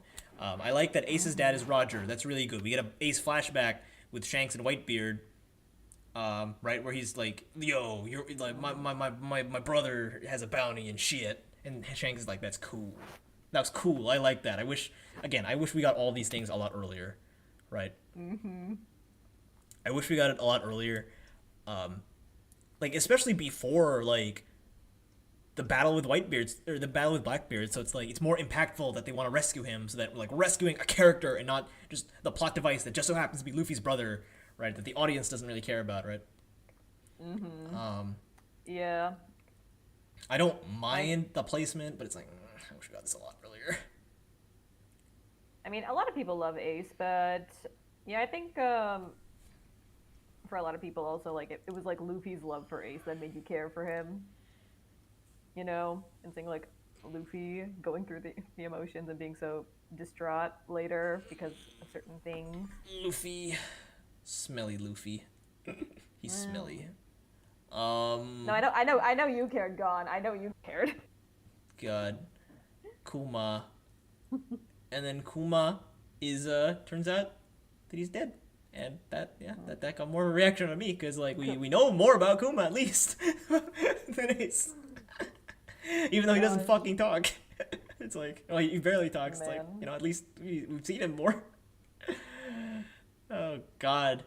And then Whitebeard gets betrayed by like some goon, and it's like, oh okay. I mean, I guess that's sad. Some rando. It's like, okay, that's nice. And then it's a lot of fighting. Some of them are like thematically interesting, you know, like on the surface kind of interesting, but like I don't know, they're just fighting for the sake of fighting because like they have to protect like an area. Like, I think Crocodile fights one of the generals. It's like, okay, that's interesting. Luffy fights Mihawk. It's like, okay, that's interesting, I guess. I wish there was more of a reason. Oh, I know they're like fighting to defend Ace, but it's like, I don't know. I wish there was a little more. I like Luffy punching Kobe. That was funny. Gosh, Kobe.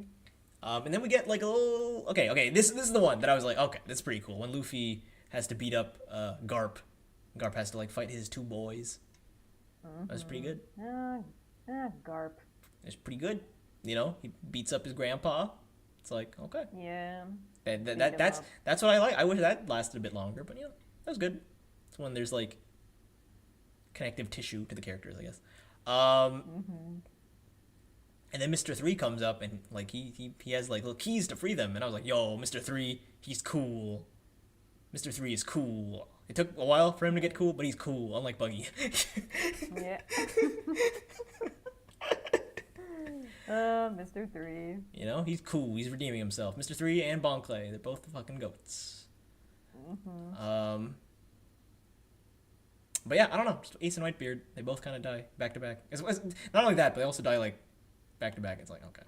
And like I get it. It signals the end of an era, but at the same time, I'm like, I don't know. Kind of both plot devices.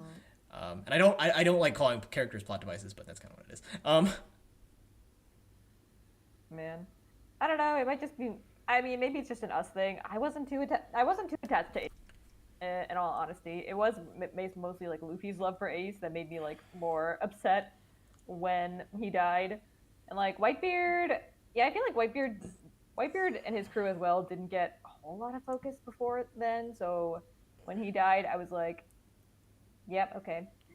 I mean, I kind of like that. Like Whitebeard kind of like just goes around like adopting stray people and just inviting him to be like part of his crew, his sons, essentially. I thought that was sweet. I mean, if that's true, Gon, if Ace's character's death haunts the narrative, I haven't seen it yet because I haven't gone that far yet. I'm only seen like post-war, and that's it so far. Oh yeah, we'll get to post-war. But yeah, I mean, I don't know. I just feel like for Ace and Whitebeard, the screen time allotted wasn't as organic, or not organic, economical as it could have been. Like, I know that in the anime, Ace gets like a whole like side quest, a non-canon side quest in Alabasta, and that's good because you get more time with him. You get to see his dynamic with the Straw Hats, but that is missing in the manga, and that is therefore missing in One Piece. Yeah. And it's like, what are you owing at Gon? I don't know. That's what I would have preferred. Same with like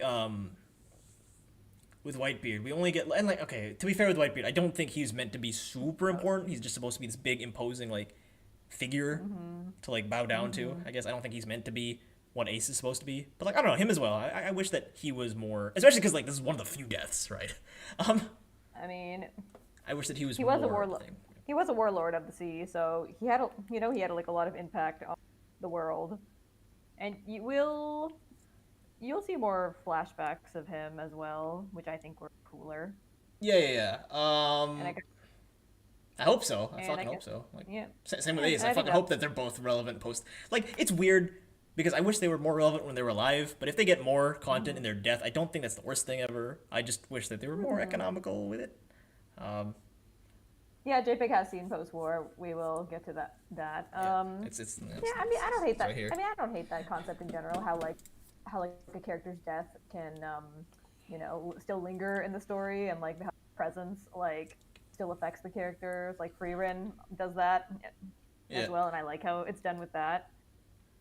Well, I mean, with Free Rent, it's like it's a with the- narrative where they're both showing the flashback and the flash forward at the same time. Yeah, right? exactly. Like here's I more think linear. the structure. Yeah, the structure of that the Free Run I think worked better with Ace and Whitebeard. I don't know. Maybe it's just because One Piece is a lot longer. Yeah. Like I guess the flashbacks that you get with them afterwards, it takes some time to get to them. So Yeah. maybe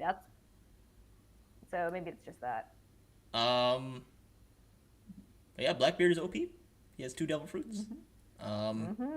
He has The little cheater. a little cheater. Like beating the system. He beat the system. I think like this is a thing where it's like the difference between anime and manga were really like apparent for me because like for me like I feel like it's harder to keep track of all the devil fruit stuff going on because like in the manga I'm sure it's like listed somewhere, right?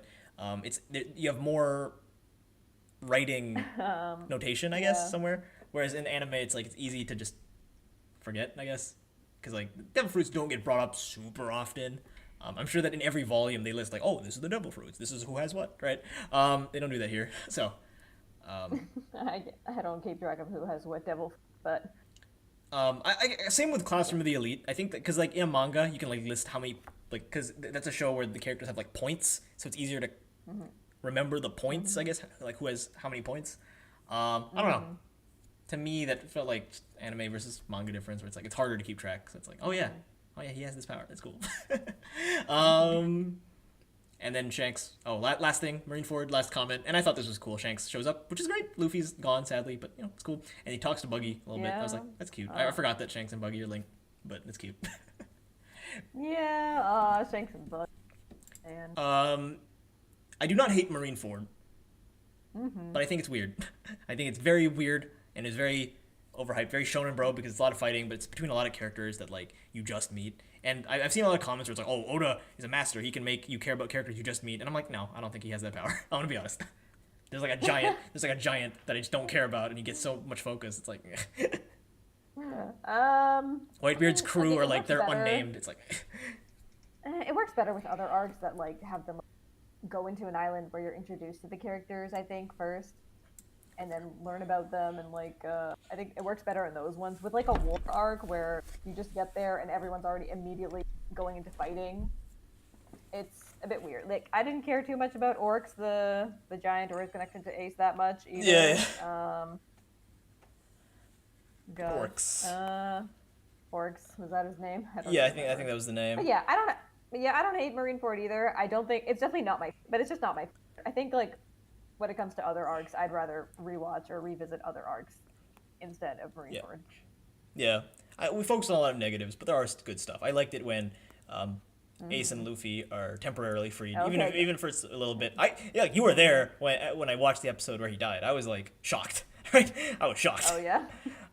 There is stuff to like, but it's like I feel like for being consistently the thing that gets ranked 10 out of 10, I'm like, okay, I don't think it's a 10 out of 10. It's like a 7. It's like an 8. It's not 10. I feel like I see Water 7 in any lobby. It's usually higher but like, sure, I guess. I know you cared, God. I know you cared about characters in it so much. Anything that's like all fighting, it's like, no. I won't have it. Says, I can't believe I made it to this point in my life where someone's Marineford over Serum. Because one has Usopp, one has Usopp, one doesn't. Okay, last one. Post-war. That being said, post-war I have very mixed feelings about. Okay. Because the placement, I'm like, again, this could have been earlier, but I don't mind. It's like we see more. We flesh out Ace and Luffy and Sabo more. I guess Sabo's not super important because like he didn't show up until now. But like I don't mind it when things do this. Like Harry Potter also does this. Like I don't mind it. I just think it's a weird choice. But ultimately, I understand why. It's like, oh, he's dead. Now let's focus on him. Again, I think that would have made me care about Marineford more. But I like that we had to focus more on Ace and Luffy. They're being little shits. Hello? They're little adventures as kids. Cutting. And no, you're not cutting. You're fine. Wanting to be pirates. We get lots of cute montages of their little adventures together. They drink sake, their brotherhood stuff. And then there's a government conspiracy. You know, Sabo reminds me of you, by the way, Robin. Here's Sabo. Hello? Ah, she disconnected. Crap. Ah, crap. She disconnected. Okay. I'll just vamp for now. Oh, there she is. Okay. God, fix your internet. Jesus Christ. Okay, it was doing so well. So, yeah, you remind me of Okay, Sabo. go ahead. You're like the most Sabo-coded character ever. No. You're Sabo. That's you with your little hat and your little chipped tooth. That's what you look like. Okay, sure, JPEG. And so there's like a little conspiracy where there's like a fire or whatever, and a dragon comes in and like rescues them, and that's pretty cool. And like Sabo's family are like the rich type, and they like, you know, kick him out, and then he like dies. I don't think he's dead, but like quote unquote dies. Robin is blonde with blue eyes. Oh yeah, I'm the most whitest person ever. Yeah, you are. You know. So I don't know. I mean, like, God. I did think it was cool to see Luffy and Ace as kids. I do think this was an interesting character study. It's a shame that it happened like so late. Yeah, But it's definitely interesting how. Yeah. There you go. Yeah, like I think up to this point, it was interesting to find out how much of a mystery Luffy's backstory actually is, because like in like Romance Dawn, you get a little bit of it. You get to see why he's motivated to be a pirate and how he looks up to Shanks, right? We see that part, but we don't really see.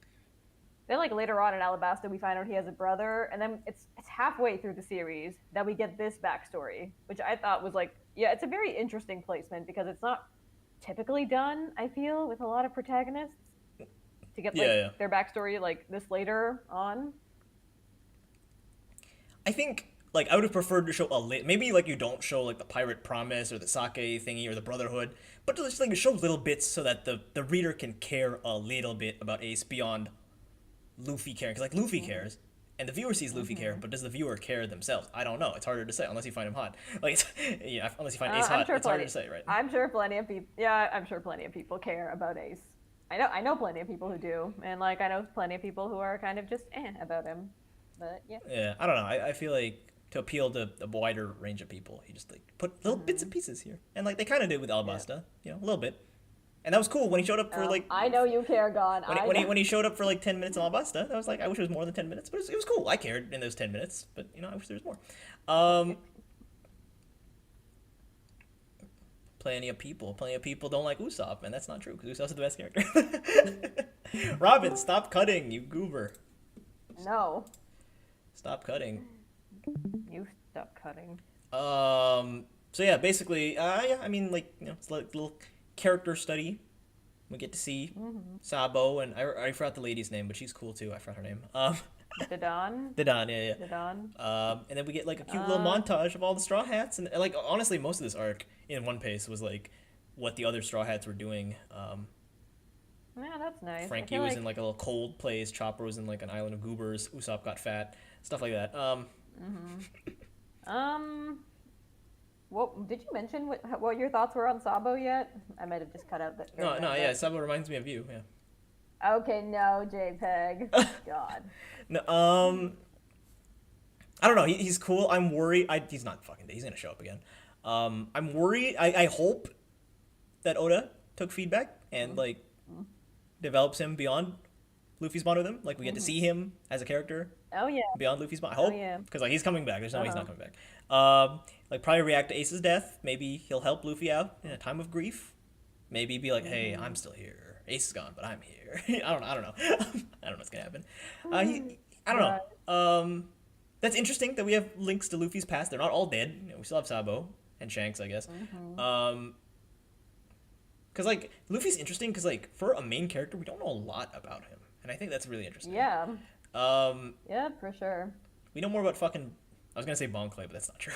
That's not true. So yeah, we had a cute montage of all the Straw Hats, and that's pretty great. Luffy like Jinbei like whips him into shape or whatever, and then Luffy realizes how grateful he is for his friends, you know, not to give up just because Ace is dead. You know, he still has his friends. I found it funny that he was caring about Brook. I'm like, you just met this guy like a week ago. I thought that was kind of funny. Don't slander Brook. And all of them are separated, and Luffy rings the cool bell, and his picture is taken in the newspaper, and he says like 3DX, like, or whatever, it was a 3DX and then 2Y, which I'm like, how the fuck is anyone supposed to get that? I'm sorry, like, maybe it's because, I don't know, like, I don't see how anyone's, maybe it's easier to translate in the Japanese, but like, man, that's a hard code to decode. Like, it's a joke, JPEG. No, I'm serious. What do you mean it's a joke, JPEG? What do you mean? What do you mean 3D2Y? It was meant for the Straw Hat. Yeah, I know, but like, how's anyone supposed to get that? Like, I don't know, like, is Zoro gonna fucking get that? No. He can't tell left and right, he can get that? Like, no. Gosh. Zoro. I don't get that all 8 of them got it. Like, one of them just shows up to Sabaody and is like, where's everybody? And they have to wait 2 years. Like, no, I don't buy it. I don't know. You never know. I don't buy that all 8 of them. And like, you know, it's like their bond is that they're close and they understand each other, but like still, I don't buy it. Again, maybe it's a thing in the Japanese. No, it's not a joke. What the fuck do you mean is that a joke? It's not a joke. Gon's also asking if this is a joke. No, it's not a joke. What do you mean? Okay, JPEG. What do you mean? Okay, you little prankster. What the fuck do you mean? Okay, where would you? Hey, if you can't get London, Victoria, Black Butler, you're not getting this. Okay. Oh my God! Shut up, JPEG. Man. Look, I can buy their fighting skills. I do not buy all of their critical thinking. Okay, like Robin will probably get it. Nami will probably get it. Chopper might get it. Everyone else, no. Just the girls and Chopper get it. Yeah, I don't buy that everyone else will get this code. It's like, no way. They're just like, oh, Luffy got a nice tattoo. That's cute. Oh yeah, that's what Sanji says when he sees him. Oh, cool tattoo, Luffy. Like, no, like Zoro's gonna show up like 3 days later, and he'll be like, where the fuck is everybody? And he has to wait 2 years for them to show up. Yeah, you don't think Sanji would get it? I think Sanji would get it. I think it makes sense for Sanji to get it. No? Okay, it might be just easier in Japanese. Just straight up easier in Japanese. I don't fucking know. It might be a 11037 thing where it's like, it's easier to translate in one language than it is in the other. Sure, JPEG. What do you mean, sure, JPEG? Okay, JPEG. What do you mean? I don't understand. Okay. I don't understand. I said okay. I'm agreeing with you, aren't I? It's not a joke. Why do you think I'm joking? I'm not joking. I'm not. Anyway, where would you rank post-war? Almost done. Rayleigh teaches him about hockey. That's cool. And oh yeah. And I think my main takeaway is that the entire pre-time skip is Luffy's backstory. That's cool. That's his back. He doesn't have a back. Well, okay, he does have a backstory, but he doesn't have a refined backstory because this is his backstory. Because I noticed that all of the characters, with one exception, face loss, right? All the Straw Hats have like some kind of loss, and Luffy kind of doesn't. Like he probably lost like his mom or whatever, but like he doesn't bring it up. You know. I don't even know. Oh man, did I tell you about the Croco mom theory? Yeah, you told me, and like I thought that was interesting because like Ivankov has like, oh, Crocky, I got a secret. Here is my theory. Here's my theory. Because spoilers, I know Crocky comes back. My theory is that he'll get in a fight specifically with Sanji, and then Crocky will drop the bomb. I used to be a woman, and then Sanji will be like, oh shit, what do I do? That's my theory. Oh gosh, man. So yeah, whenever JPEG says anything now. So it kind of reminds me how after Spider-Man No Way Home, people are like, oh, so the whole trilogy was actually Spider-Man's backstory. And that's kind of how I feel about pre-time skip. And I'm like, oh, this whole pre-time skip is actually Luffy's backstory. And I think that's kind of cool. Yeah. I would put post-war. Like, yeah, it's funny you said, it's funny you mentioned that, like, oh, pre-time skip is Luffy's backstory. You mentioned that, like, right before post-war, where we actually do get Luffy's backstory, which I thought was kind of funny. Fuck you. I'm like, oh, just you wait. Just you wait. No, just you. I'm gonna put post-war arc. It's hard. I don't know. Because I like getting Luffy's backstory. And I like getting a little bit of Straw Hats in their own little islands, even though it was very, very quick. It was nice to... Oh my god, yeah, Zoro and Mihawk are together, and Mihawk's like training Zoro. I thought that was great. Yeah. Robin gets recognized by people, and her skin is now lighter than normal, which made me sad. Nami scammed a bunch of wizard people. Usopp became a fat ass. Frankie's getting cybernetic implants. Brooke is Satan, apparently. I'll put it high B. I'll put high B. High B's where it gets. Okay, I'm fine with that, yeah. But yeah, here's my tier list. Marine Forces. my bottom 5. Just interesting. Gosh. Yeah, it's a pretty good tier list. If I do say so myself. Yeah. If I were to rank the sagas, why'd I rank the sagas? Fucking hell. I don't even remember the sagas off the top of my head, but I don't know, I can't rank them off the top of my head, I don't remember them all. But Water 7 is favorite. Yep. That's a no-brainer. Sanji being on that island, I think the whole thing, and I know it's a thing in Japan, I think they're called like Okama or whatever. I think that Ivankov loosely translate to queers. and to I think that loosely translate to queer, but yeah. It's one of those things where I'm like, Oda, you have the right idea, but your execution is kind of off. I can tell that he's well intentioned, but also kind of off. But I don't know. Yeah, but I'm excited for Sanji. oh well. I can tell that there's a lot good. at stake here. There's a lot going on with him. He's cool. Yeah, he's gonna be in Kamabaka and deal with his internalized homophobia. It's gonna be great. So ranking of the 9 Straw Hats. Number 9, Zoro. Yeah. Not surprising. Number 8. Fuck, I had a list the other day. I forgot. Shit. Number 8, Chopper. Sorry. Just a weirdo. Number 7. Luffy.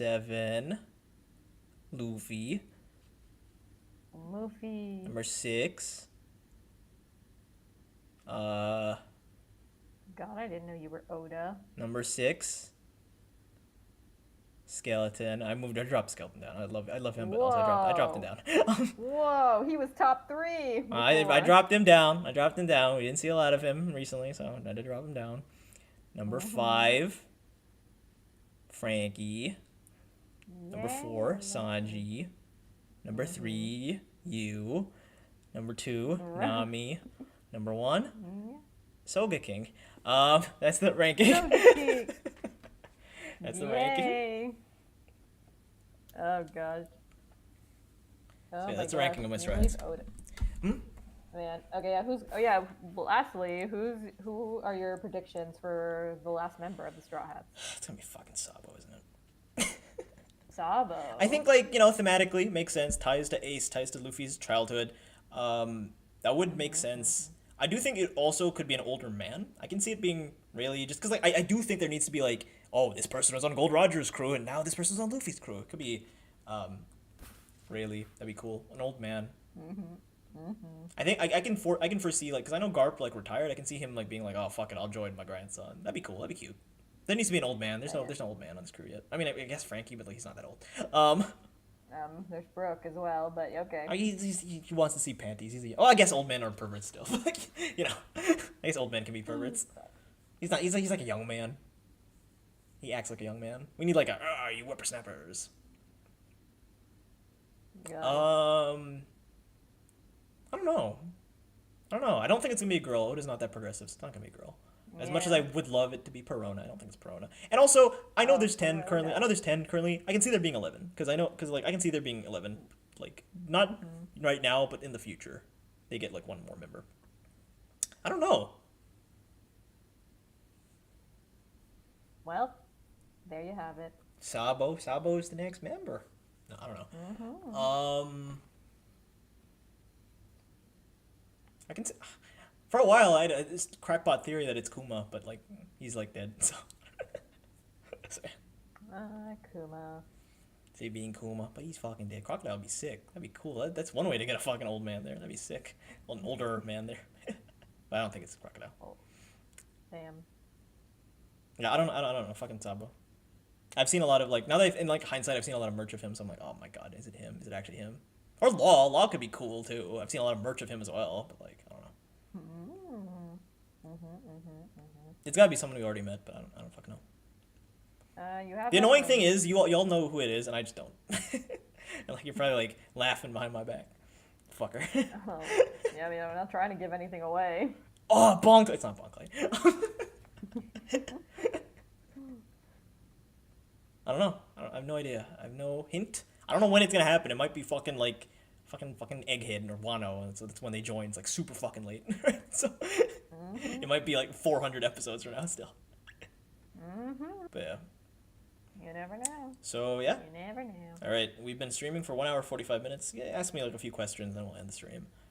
I plan on taking a little break from One Piece, and by break, I don't mean like 3 days as per usual. I mean like maybe like 4 days or 5 days. A little longer break. Oh wow. Okay. I'm currently watching a show Gosh. called Monster. Very good show, by the way. Hell yeah. I honestly think you could watch at least Return to Sabadi pretty quickly because like it's short, it's sweet, and I think you'll have fun with it. And then take a break. Oh, I don't want to see Pale Robin. I don't wanna. That's gonna like make me cry. Okay, JPEG. Oh my gosh. Any questions I have? I don't know if I have any questions at this point. I didn't prepare a list like last time. Fucking prepare a list, goober. No, gone. Come up with some questions. I'm tired. It's like 3 a.m. in the morning for me. It is not 3 a.m. in the morning. It is 1 p.m. It's 3 a.m. for me, and I'm like higher energy than you've ever been.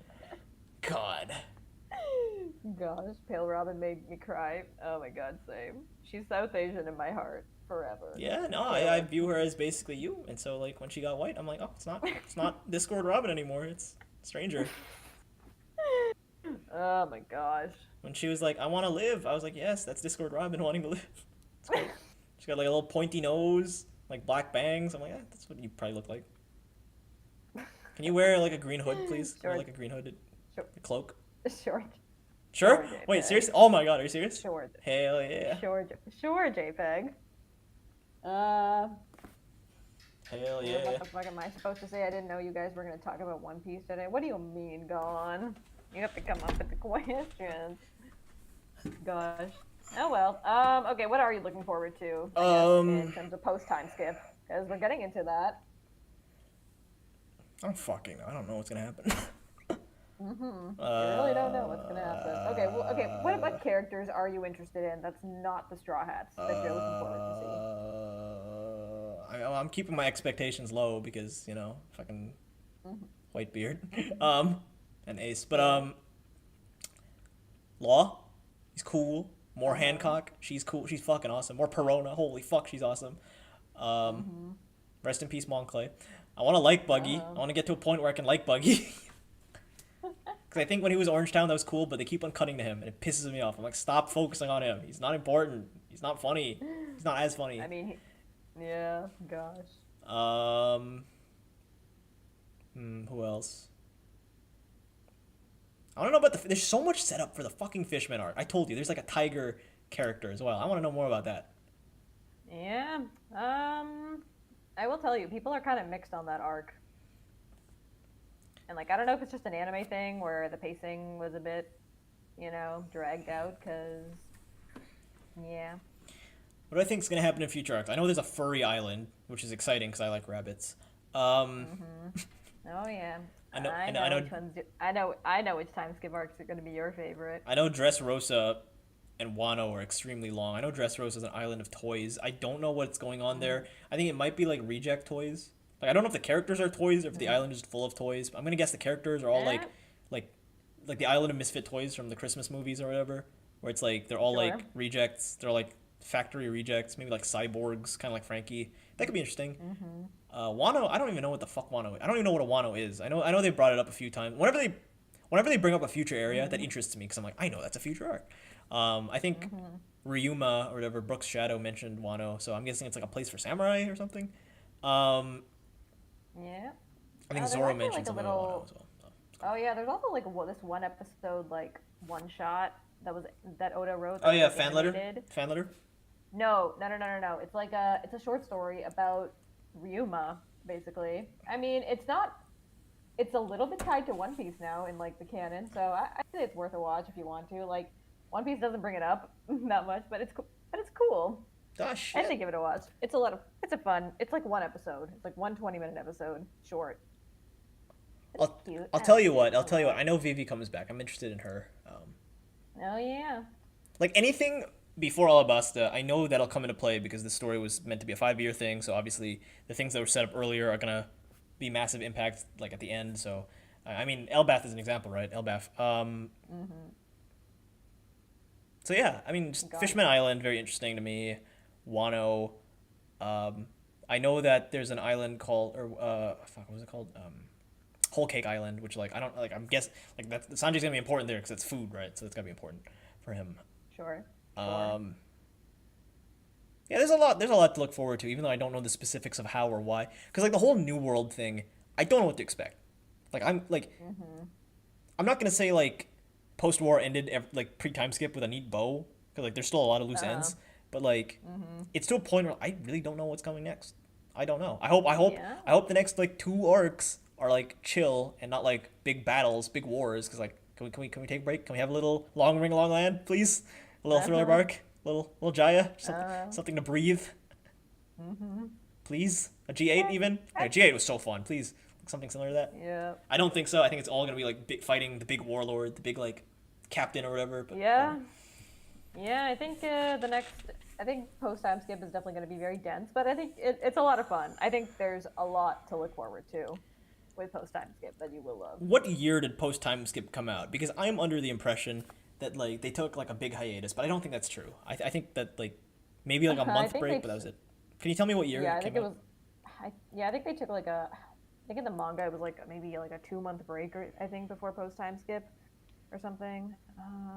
Yeah, what year did it come out? Because I'm under the impression that this is like modern, but it could be quote unquote modern as in 2012. Like I don't know. Oh God, God, Like I what started hearing about year? One Piece in around 2014. One of my classmates in 7th grade was really like obsessed with it, and it's kind of crazy now because I realized that he was into like the first 600 chapters, and now there's like double that basically. It's kind of crazy. Yeah. Um, It came out. I think post time skip. It says began in the year 2011 okay, so it's with the modern. manga. So With the modern as manga, in yeah. 2011. Okay, that's Yeah. interesting. That's interesting. So yeah, it's cool. It's cool. Yeah. So it started in 1997, I think. Um, Yeah. so Yeah. 14 years, and it has been 14 years since. Wow, it's crazy. Yeah. I don't remember what happened in the anime podcast. I do know that, or, no, it wasn't even the anime podcast. I remember there was a debate. You, Gon, Naomi, I think Imara was there. I think Imura was there for a bit, even though he didn't know anything. And Brosuke was like debating about time skips or something. I don't remember the exact context, but yeah. Oh. Oh yeah. I think whether time skips are done well or not, or if they're any good. Yeah. I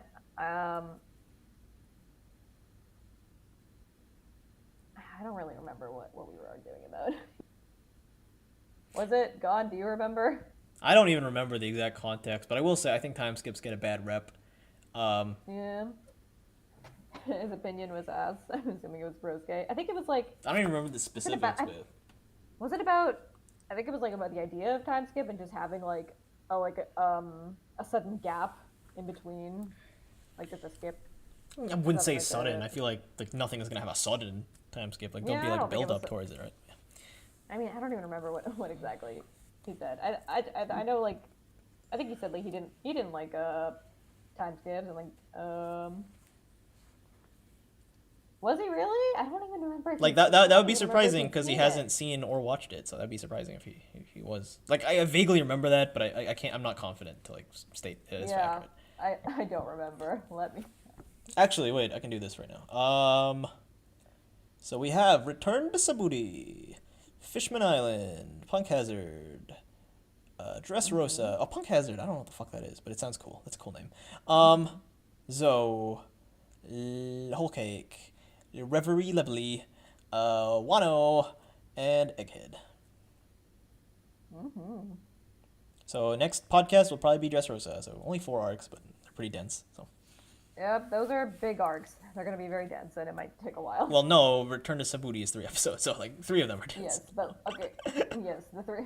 They're gonna be very long, but Oh, this one has the rat. I don't know. I don't want to look at the posters too deep because they're spoilers probably. don't but, look like, at the don't look at the posters. Okay, what did he say?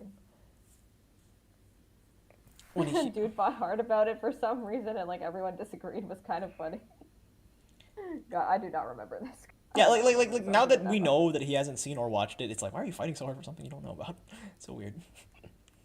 Gosh. You know what I mean? Yeah, those are big. Yeah, man. Yeah, those are big arcs. Big arcs. Oh boy. Big arcs. We'll be back. I mean, Mm, I don't know how many episodes it is, but I assume we'll be back in like a month or two. I don't think I'm not gonna speedrun this. I want to take it slow because there's only so much left. You yeah. know, there's only so much content Yeah. left. You surprisingly haven't been spoiled that much, so I say keep enjoying the pace you're going at. Take it slow. Take it slow. We've been streaming for 1 hour 55. Let's stream for like 5 more minutes. 2 hours. Okay. Okay. OCD brain again. What the? Okay. What, am I wrong? Am Okay, I wrong? Robin. It's Okay, fine. Robin. Okay, Robin. Am I wrong? You're not wrong. No, I don't get OCD with numbers. I just wanted to be clean. I guess that is kind of OCD, isn't it? That is kind of OCD, isn't it? Oh my gosh. Okay. Man. Yeah, what's your favorite arc, Rob? What's your top 3? No, it doesn't need to be in order, but what's your top 3? Okay, you know what? I know you're gonna say fucking Water 7. Other than those, Water 7 and Ennie's Lobby. Okay. I wasn't gonna say them. Okay, like listen, okay, fine. We'll put Water 7, Ennie's Lobby to the side because okay, those are obvious ones. Those are very obvious answers that everyone picks, and like, but like, okay, to be not too boring. My favorite arcs, I have to put Arlong. Ah, up there. boring. I do. No, not boring. I love Arlong. Yeah, I know it's not boring. It's a good take, but it's a boring take, and it's everyone's take. Okay. I think Sabadi. I really love Sabadi Archipelago. I really love Sabadi. I do. This is pre-time skip we're talking? Anything. Give me anything. Oh, I mean, okay. you can't talk about it, but it'd be nice to know. All right. I will say, okay, I'll list a post-time skip one that I do really like, and I think is a little bit underrated, or not underrated. I don't think it's as appreciated as other arcs. I will say Dressrosa is another favorite of mine. Dressrosa. I also really like I also really love Egghead. Egghead is great. Egghead is, oh my god, Egghead. Actually, no, Egghead above Dressrosa. Yes, I will say that. God, it's not even done in the anime yet. So you're a manga. Well, I know you're a manga reader. It's cool. I do plan. Yeah, I did read them. This might be an insane take, but when I'm done with this, I actually do plan on reading the manga, and that'll go significantly faster. Because like, from what I heard, the the chapters are only 15 pages long, which is not too long. Yeah. Yeah. Compared to other things. Short, but. I do plan on reading it. Not for any like. Yeah, we got. Just for the sake of reliving it, you know. Again, just kind of want to relive it. You know, be nice. Okay. Yeah, sounds cool. I need to crash out with you. Crash out on call with you guys. Yeah, what are your top 3 arcs? Gone. Yeah, I'd say Arlong, Sabadi, and like Egghead are probably the ones that are like almost always in my brain. Other than like Water 7, Ennie's Lobby. Yeah. Okay, what about, so yours are Arlong Park, then Impel Down, and G8 or Alabasta, I guess. Yep. Yep. Other than Water 7 and Ennie's Lobby, because we don't count those. You can't say it Water 7 or Ennie's Lobby either, gone, because that's cheating. Top 1 is Whole Cake. That changed my life. Oh yes. Understandable. Okay, so it's about Sanji then, which I figured, but No, we don't know that yet.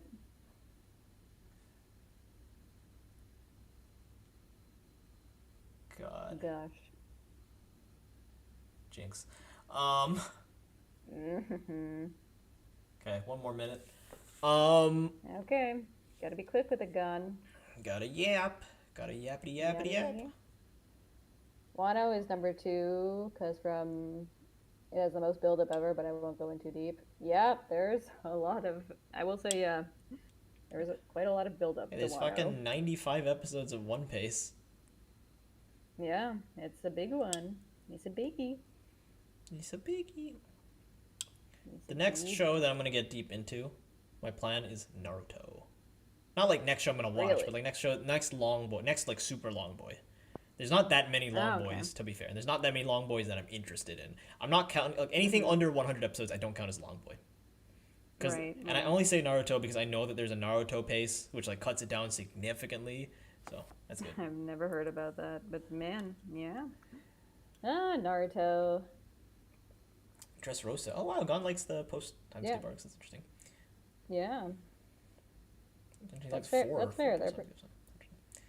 Watch Fairy Tail, JPEG. Oh yeah. Do you want to watch Fairy Tail as your big long boy? Maybe. JPEG's like, oh, look at that. We're nearing the end. Oh, look at that. We're out of time. Bye. Gosh dang it. Bye. Take care. Oh, are we actually? Yes, we're off stream. You can say whatever you want. Say mean things now. You can say whatever mean thing you want. Okay, bye everyone. No, we're already off. You can say mean stuff. Go say mean stuff. Okay, I hate you all. Goodbye. Forever. You didn't fall I for will it. purge the server. You goober. I will purge the server. Goober.